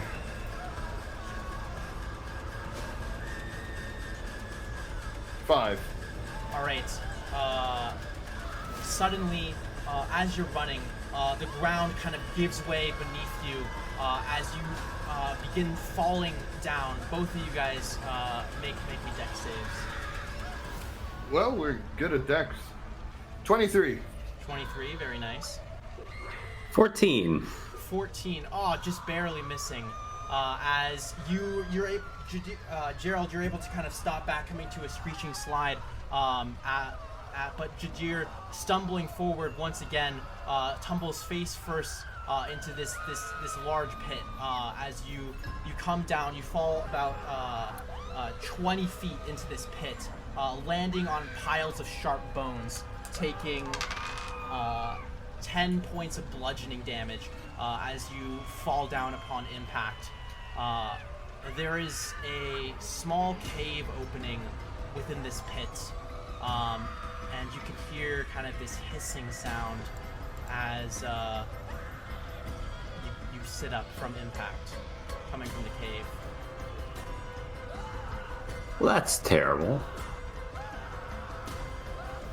How many minutes have passed since we left? Like 4 or 5. I think I like to do that, like, one round is like a minute of, because you have to like run between the two. Yeah. So we're good. He's stuck like that for an hour. Well, he gets saving throws at the end of his turn. Interestingly enough, he gets it only if we're attacking him. Oh, never mind that. He's just chilling out, standing guard, making sure no one else is coming in here. Yeah, that's basically the nice thing about Charmed Person is if you fail it and nobody's then attacking you or interacting with you or telling you to do anything, they kind of just sit there like, oh. Mechanically, do you want me to react to being stuck in a pit or continue with the game? You are currently stuck in a pit. Okay. I will Misty Step out. Okay.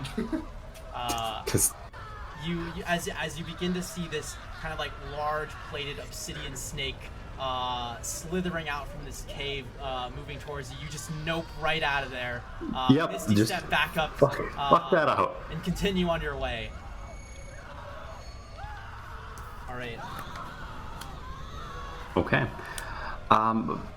Considering this is possibly the last chance of using Ace, I want to try still to use Strength and to forge a path. Okay. Well, I'll roll and get a 15. Oh, sorry, a 16. Very nice. You managed to find a weak point in one of the walls. As with the strength of Ace, you push through, cracking through a layer of stone, emerging onto the other side, creating a clearer way to navigate the maze. And I will add 2 direct paths to the discard pile. Okay. I will pick the middle one. Okay. Dead end. As you're running, you guys come to another dead end. The walls of this dead end just lined with small platforms, no more than 1 square meter, but hundreds of them lining the walls. On each platform stands a single individual stripped of all clothing with a ring around their neck. The ring has 10 jagged spikes at the edges of their flesh, such that any movement would cause the point to pierce their skin. Many of the prisoners have marks and dried blood around their neck. Ace kind of looks at Jadir and gives a small whimper and then fades to nothingness.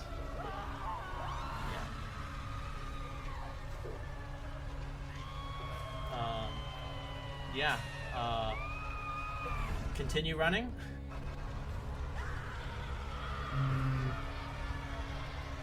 Well, let's yeah. All right. Gerald.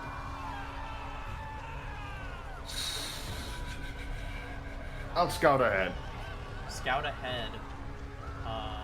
Great. Come on. roll me Dex. 16. 16. Great. That beats the maze DC. Come so on. Which Oh, wait. Which card would you like to pick? 1 or 2? Well, seeing what you just had there. I mean, you're gonna pick it, but it's good to have a card revealed anyway. Alright, true, The other true, one's true. gonna go into the discard pile. 3. We haven't touched 3 in a long time. 3. That's also the way down. Oh my god, are you kidding me? Which one are you picking? The way down or the way down? Jadir, I need help with this. There's 2 stairs. Yes, you come down to 2 sets of stairs on either side of this room. You're not sure which way goes to which door. Are they both the right way down? What if one of them is... Go right. No, he's like, you know what? Let's go for an extremely risky plan. We split up, and then we immediately meet each other. That is illegal. You can't do that. No, it's just You guys have made enough bad decisions.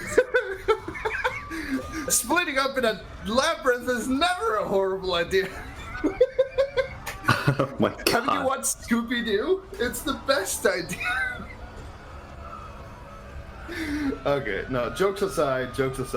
No, I'll just take. Actually, I'll take. It the one doesn't that's matter which one you pick, Gerald. It was a joke. Oh man. I'll take the one that was drawn. I'm going down. So you guys run down to the 3rd layer of Mentiri, getting warmer and warmer with each step you take. Sweat dripping down your foreheads as you continue your descent. Jadir, you're up. I am going to try my luck at scouting ahead as well. All right. Well, actually, let me just remove that dead end. Fuck it. Let's boost morale. Yeah. I'll get a 12. Unfortunately, that doesn't beat the mace DC. But yeah, your joke falls flat. You make a 9/11 joke in the wrong spot. Yeah, I think what ends up happening is I'm like, I use one of my meteors that's still floating above my head, just be like, oh, shut up, and I just blast like a cage. That's just super grim. Yeah, as you throw a meteor into this cage, this screaming woman, as like her flesh is charred and burned alive, as she just screams, holding this arm, sizzling black flesh, retreating further into the cage, cowering in the corner. Ooh, that will get you a lot of bad karma. One. Alright. Hey! Somehow, outrageous luck as you fly down further into the maze, finding a quick descent down into the floor below. Man, burning people seems to not have a negative effect. Huh, who would have thought? The gods love me. Gerald, it's your turn. I'll scout ahead. It seems to be our power move right now. Alright, roll that dex. 17. 17. Looking forward, you can see that one of these paths is the dead end. Pick one or two. I'll take one. But the other path has a looming threat, and as you lurk around the corner, you see this horrible sight. Just like tons of people impaled on spears. In your quick look, a field of impaled people with terrifying devils moving about. I immediately like, nope.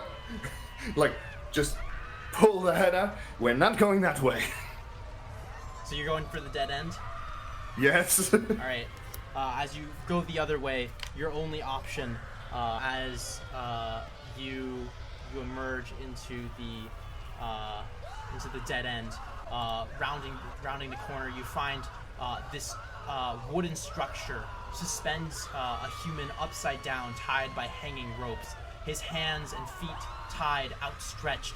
You can see his skin is pale and his head is bulging red, his eyes horribly bloodshot, clearly being held in this position long enough for all the blood to drain to his head.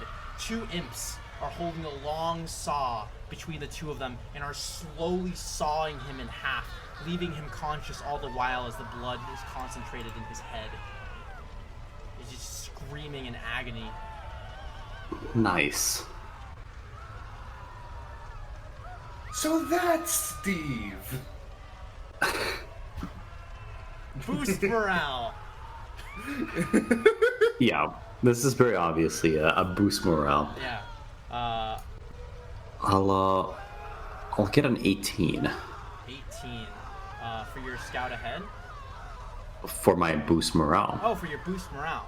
That is. Yeah, there's two dead ends on the freaking table. That's Steve. Yeah. You successfully boost morale.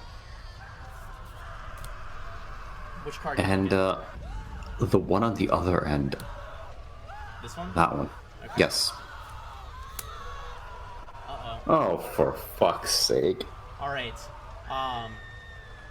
It appears, unfortunately, in your attempt to backtrack, you've actually gone the way that Gerald didn't want to go, but you forgot because you were just getting lost in this labyrinth.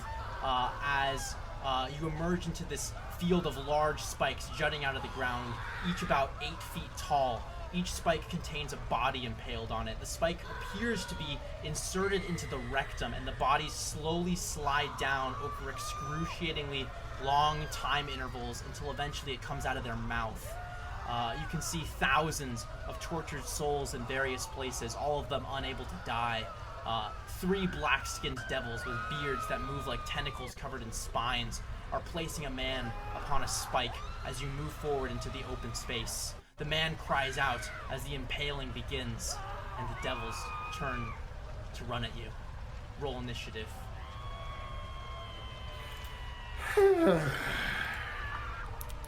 Alright. We'll get a 5. That's good.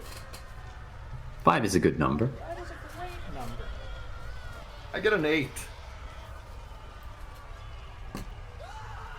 5 and an 8. Oops.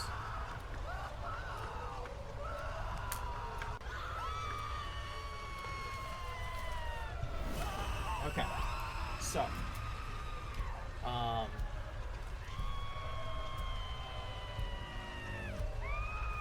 roll for the enemies got a 4. Oh my god. So I go first, right? Yes. Could I just fucking nope out and continue the dungeon? You can attempt to run, yeah.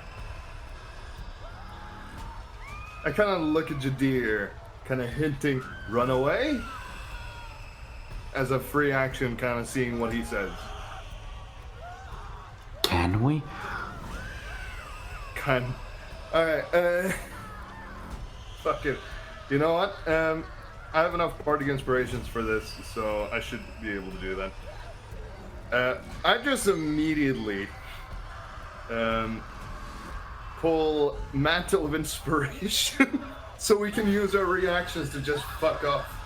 Alright, these devils will begin chasing you, and if you're not able to, basically, if you end up, you have a chance that if you end up in another combat, obviously, or if you're stuck, these devils are going to end up finding you. Do they look tough? I mean, yeah, you see these 3 kind of purple-skinned devils. All of them with glaives, and they have these beards that are kind of just like squirming like snakes, but with like kind of hooks at the end of them rather than snake heads. One last time, I look at Jadir just to confirm. Does he nod his head or shake his head? I want to nope out and then possibly die later to them. That's great. So you guys are running? I don't know. I suppose we are. I am waiting for Jadir's opinion. Yeah, he's just nodding his head. Yeah, let's go. Alright, fucking hell. Alright, Mantle of Inspiration on the both of us, and we just immediately begin dashing the other direction. Alright. I guess. You guys run, fleeing the combat as fast as you can. Thanks to your spell, the devils aren't going to be able to catch you. Hopefully you guys don't get too caught up in this maze, or that might come back to bite you in the ass. Yeah. All right. It might. What floor are we on? Floor 4. So we're almost done. Is it my turn or his turn? It is your turn. It is yours. Alright. Oh yeah, I should remove 1 bardic inspiration for that. There we go. I would like to forge ahead, please. Sorry, scout ahead. Scout ahead. Okay. I don't succeed. That's a 9. Alright, unfortunately, you're still too panicked running from the devils. You end up scouting a path you've already been to. Your own dead end. Fuck it. 3 is the new one, right? Yep. Well, I mean, they're both new. 3 is the newest. Fuck it, 3.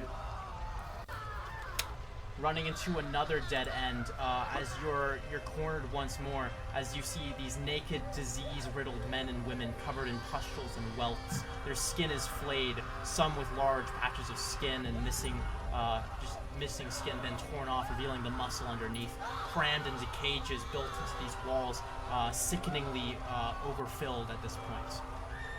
Yeah. But we do get temp HP from that, by the way, just as a reminder. Yes, that's very good. Oh, that's good, because I'm currently at bloodied. How much temp HP am I getting here? 5 increasing to... Wait. Each gains... So you gain a total of 5 plus 8, increasing to 8. So you gain 8 temporary hit points. Since we had a dead end, does that mean that the devils that we ditched behind earlier catch up to us? Not yet. Okay. 3 dead ends. That's great. I'll boost morale to remove a dead end. That's very much the plan here. I'll get a 23, and I will remove the exact dead end we just ran into. cheer up. I'm sure we're out of here soon. Oh, all right. God damn it! Why did I flip it over? Oh, I'm so dumb. You know what? Fuck you. I'm shuffling the deck. What? Was it a good one? Oh, you didn't see that? I flipped over the card instead of putting it face down. I did not see. No. Yes. That was great. Yeah. It was a way down. Oh my god. Okay. Okay. I trust in the deck. We'll repeat that one. All right. Way down. You guys run down to the next floor with the footsteps of these purple glaive wielding devils chasing you close behind. You're on the last floor. Surely the hole must be nearby. Right. Just find the hole. Jump on in. All right. To give us a bit more of a head start on them, I will use another Mantle of Inspiration just to get us ahead of them. I don't think they. Well, okay, whatever. It's good. Well, he said that they're right on our tail. Mechanically, that wouldn't do anything. Oh. Yeah. Oh, then I don't. Yeah. I thought you were saying that they were catching up to us, but all right. I'm just for dramatic. Like mechanically, you guys still have choices to make. This is just narratively speaking. How could you? All right. All right. I will choose scouting ahead. That's honestly, I feel like one of the best. Make your dex roll. 18. 18, very nice. On this new floor, your heart rate high, but still the pressure of the situation, you're pushing through. You're able to see that one of these ways has a trap. Alright, what about number 1? The other one is a dead end. Gonna have to choose the dead end on this one, Chief. Alright. Leading the two of you guys into a dead end. Cells filled with human waste, and a scent mixed with rotting flesh that makes you feel sick. Several bodies have been torn open on the floor, being feasted upon by these broken souls, just like cannibalizing each other. The screaming is quieter here, replaced by the tearing and chewing of human flesh. Could you consider not flipping over dead ends? Makes my job kind of harder. At least I'm trying to find the way out. Alright, Jadir, it's your turn. I'll obviously try to remove one of those two dead ends, because Roll that charisma. I get a 17. Fortunately, you're able to keep morale high. I'm honestly just... The reason why I'm scouting ahead is just... Hey, at least I'll take the card you just flipped down on the ground. Okay. That one? Yeah. Trap. As you run forward, roll a d6. I don't like your d6s. I get a 3. 3. As you're running forward, the ground beneath you, suddenly these chains just start streaking up from the ground, detecting that unwanted guests are running through the prison. As these chains begin to wrap around you, both of you guys make strength saving throws. Strength. Oh, goody. 5. I get a 17. I got a 5. On a -1. Jadir manages to quickly, with a quick shake of his leg, manages to pull himself out of the chains, only getting scratched a little bit for 2 points of slashing damage. But Gerald, you just get wrapped as these chains, much like the chain devil, begin wrapping into you, and then you feel this just penetrating force into your leg as poison begins being injected into you. You take 3 points of slashing damage, and I need you to make a Constitution saving throw. You are also restrained. Oh wow, that is a nasty trap. A 16 on con. You manage to shake off the effects of the poison, stealing your resolve, but it is being continuously pumped into you through these chains that you are trapped inside of. Oh my lord. You can make another strength saving throw. Strength. The maze does not want people to leave. 15 this time. 15, barely able to just like pull the chains off of you, just like tearing them open, like throwing them away as you're able to free your leg, and then quickly using that force to get the other leg out as you run forward, managing to escape the trap. So how much damage did that take overall? Just the 4 James? points of slashing damage, did I say? Okay, so that just takes 4 off my temporary hit points. Yeah. All right. Whose turn is it? It's now... That would be Gerald's turn. All right. Oh, is it here? I thought I found the trap. Oh no, it was you. No, that was you. Your turn, Gerald. Oh, it is my turn. Oh, wait. Because I thought I removed the dead end and then revealed the trap. Oh yeah, you did. Yes, you did. that's right. Gerald, that's your turn. All right. Scouting ahead. Roll that dex. Oh my god, 6. 6. Yeah, unfortunately, you're unable to get a glimpse of what lies beyond. Still feeling perhaps the after effects of that poison, like a hangover. Second time the charm, number 1. Success! Oh. You guys, you begin your final descent into this last layer here, where your destination lies. You descend down the steps into a chamber made of solid stone. Footprints of dried blood covers the floors, especially surrounding a 5-foot wide hole in the center of the room. Can I just look at him? So what now?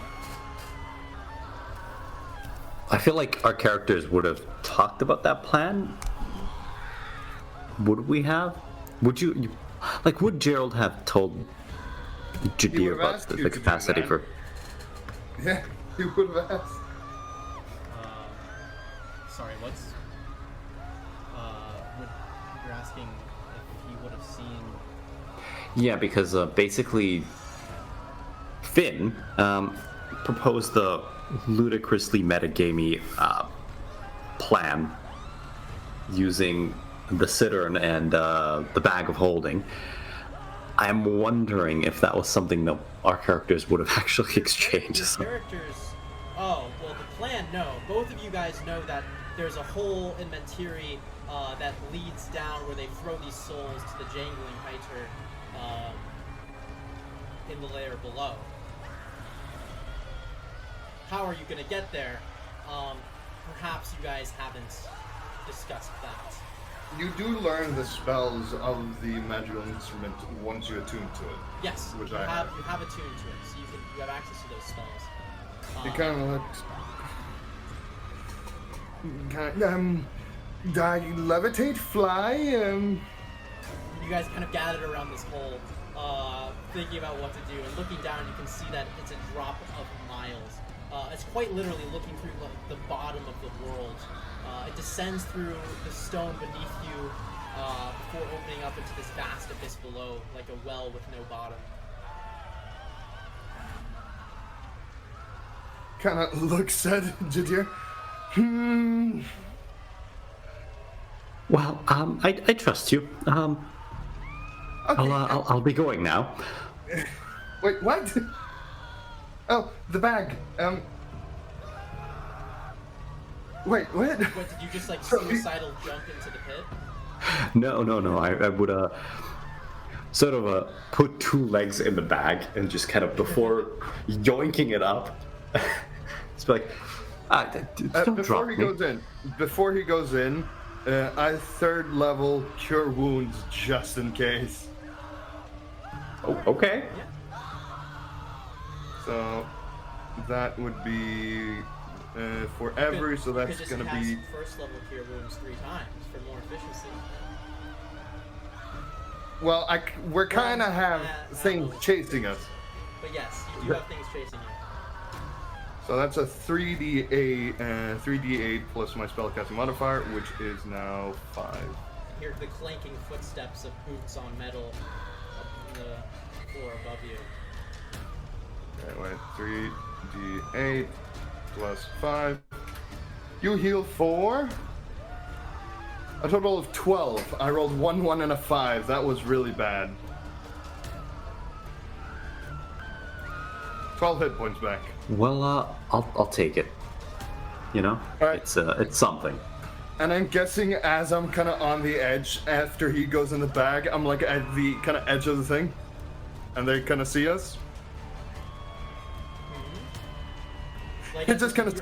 Yeah, you see these 3 bearded devils with purple skins and glaives finally stomping down into the room, seeing these 2, one strange tiefling in a bag, being held by a random ass guard, standing next to this hole. You have nowhere to hide now, creature grunts. He kind of, as he kind of like is leaning against the edge, he's like, "You say that, but bye," as he lets himself fall down. As you leap, holding Jadir in the bag of holding, you leap down into this bottomless abyss. Well, I feel like Jadir is sort of hopping in the bag, just like you're just like literally like sleeping bag hopping, and you throw yourself into this bottomless abyss. It's not very theatrical, but I mean it'll get the job done. Are they saying anything like what the like? Or just salutes them, lets himself fall backwards? Yeah, you guys you don't get a chance to hear what they would do in response, as you are immediately plummeting doom.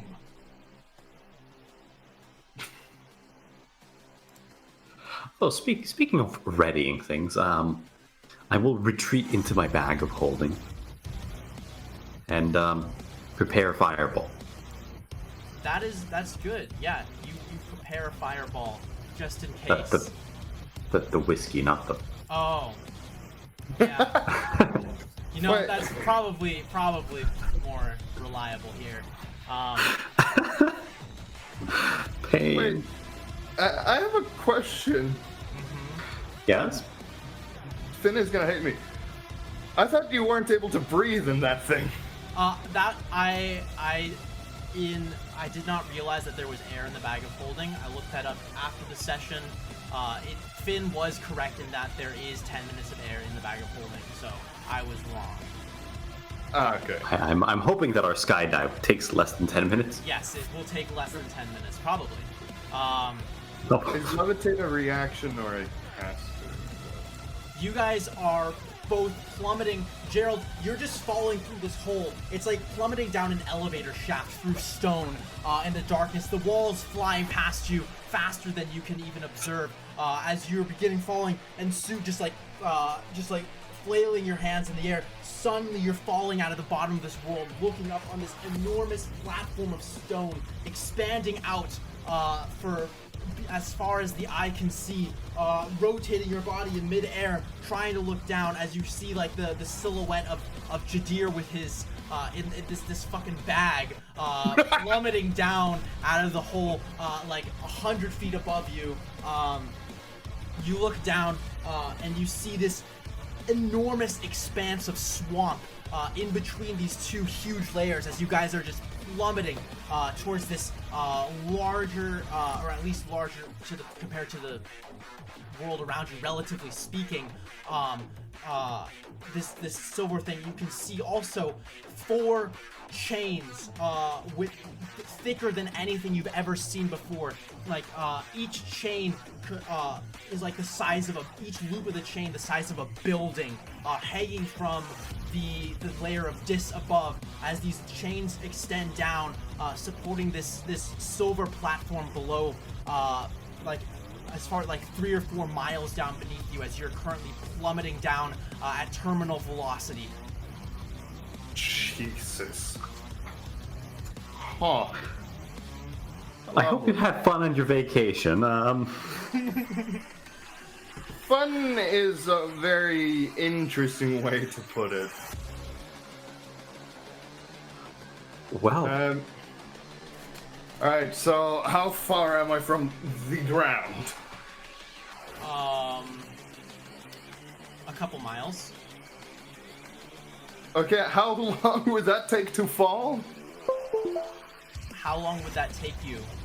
Well, at terminal velocity, which is around 250 miles an hour, about a minute. So about a minute. Okay, I'll give it a few seconds and then I cast fly because it lasts for 10 minutes. Yeah.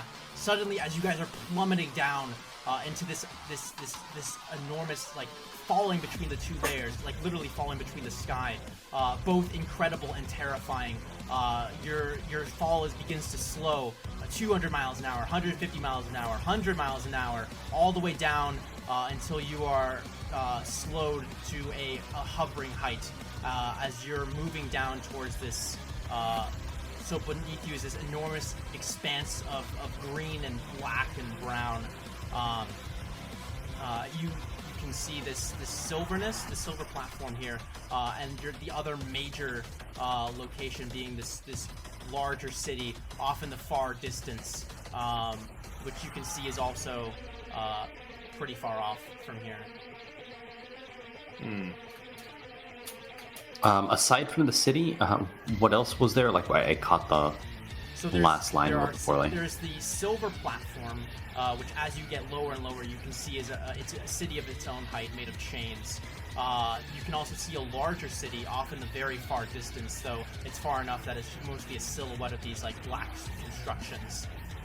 Other than that, this is an enormous expanse of swamp, death, and decay, as there is surely many more things down here, though from this vantage point, you can only make out the enormous structures.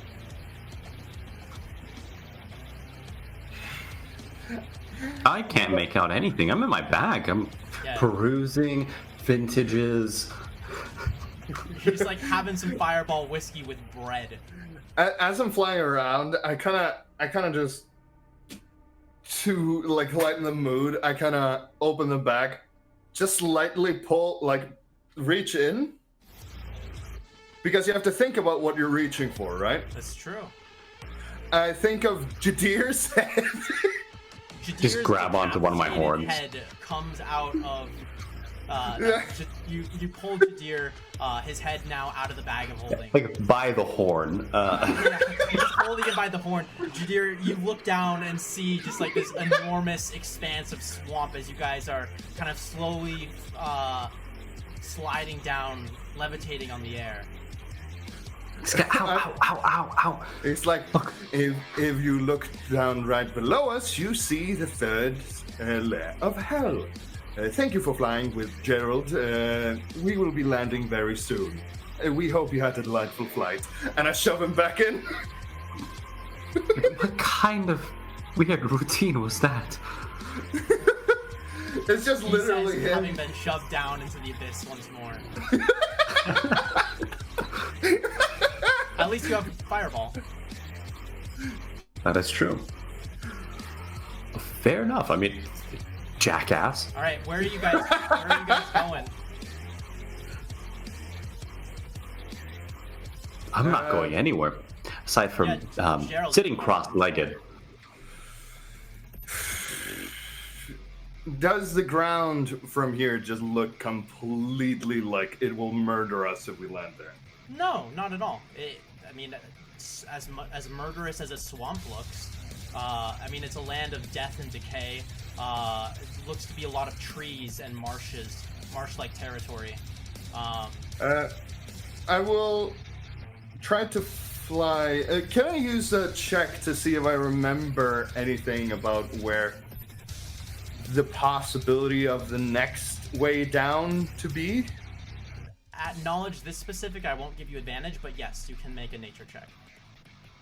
or history, Alright. whichever works better for you. Wouldn't be okay. I thought it would be a religion always, but No, definitely not religion. all right. History. 10. Ugh. Yeah, unfortunately, getting this deep for specific passages, the knowledge is getting obscure enough that your general education surrounding the Nine Hells, from what you've learned, does not quite cover this.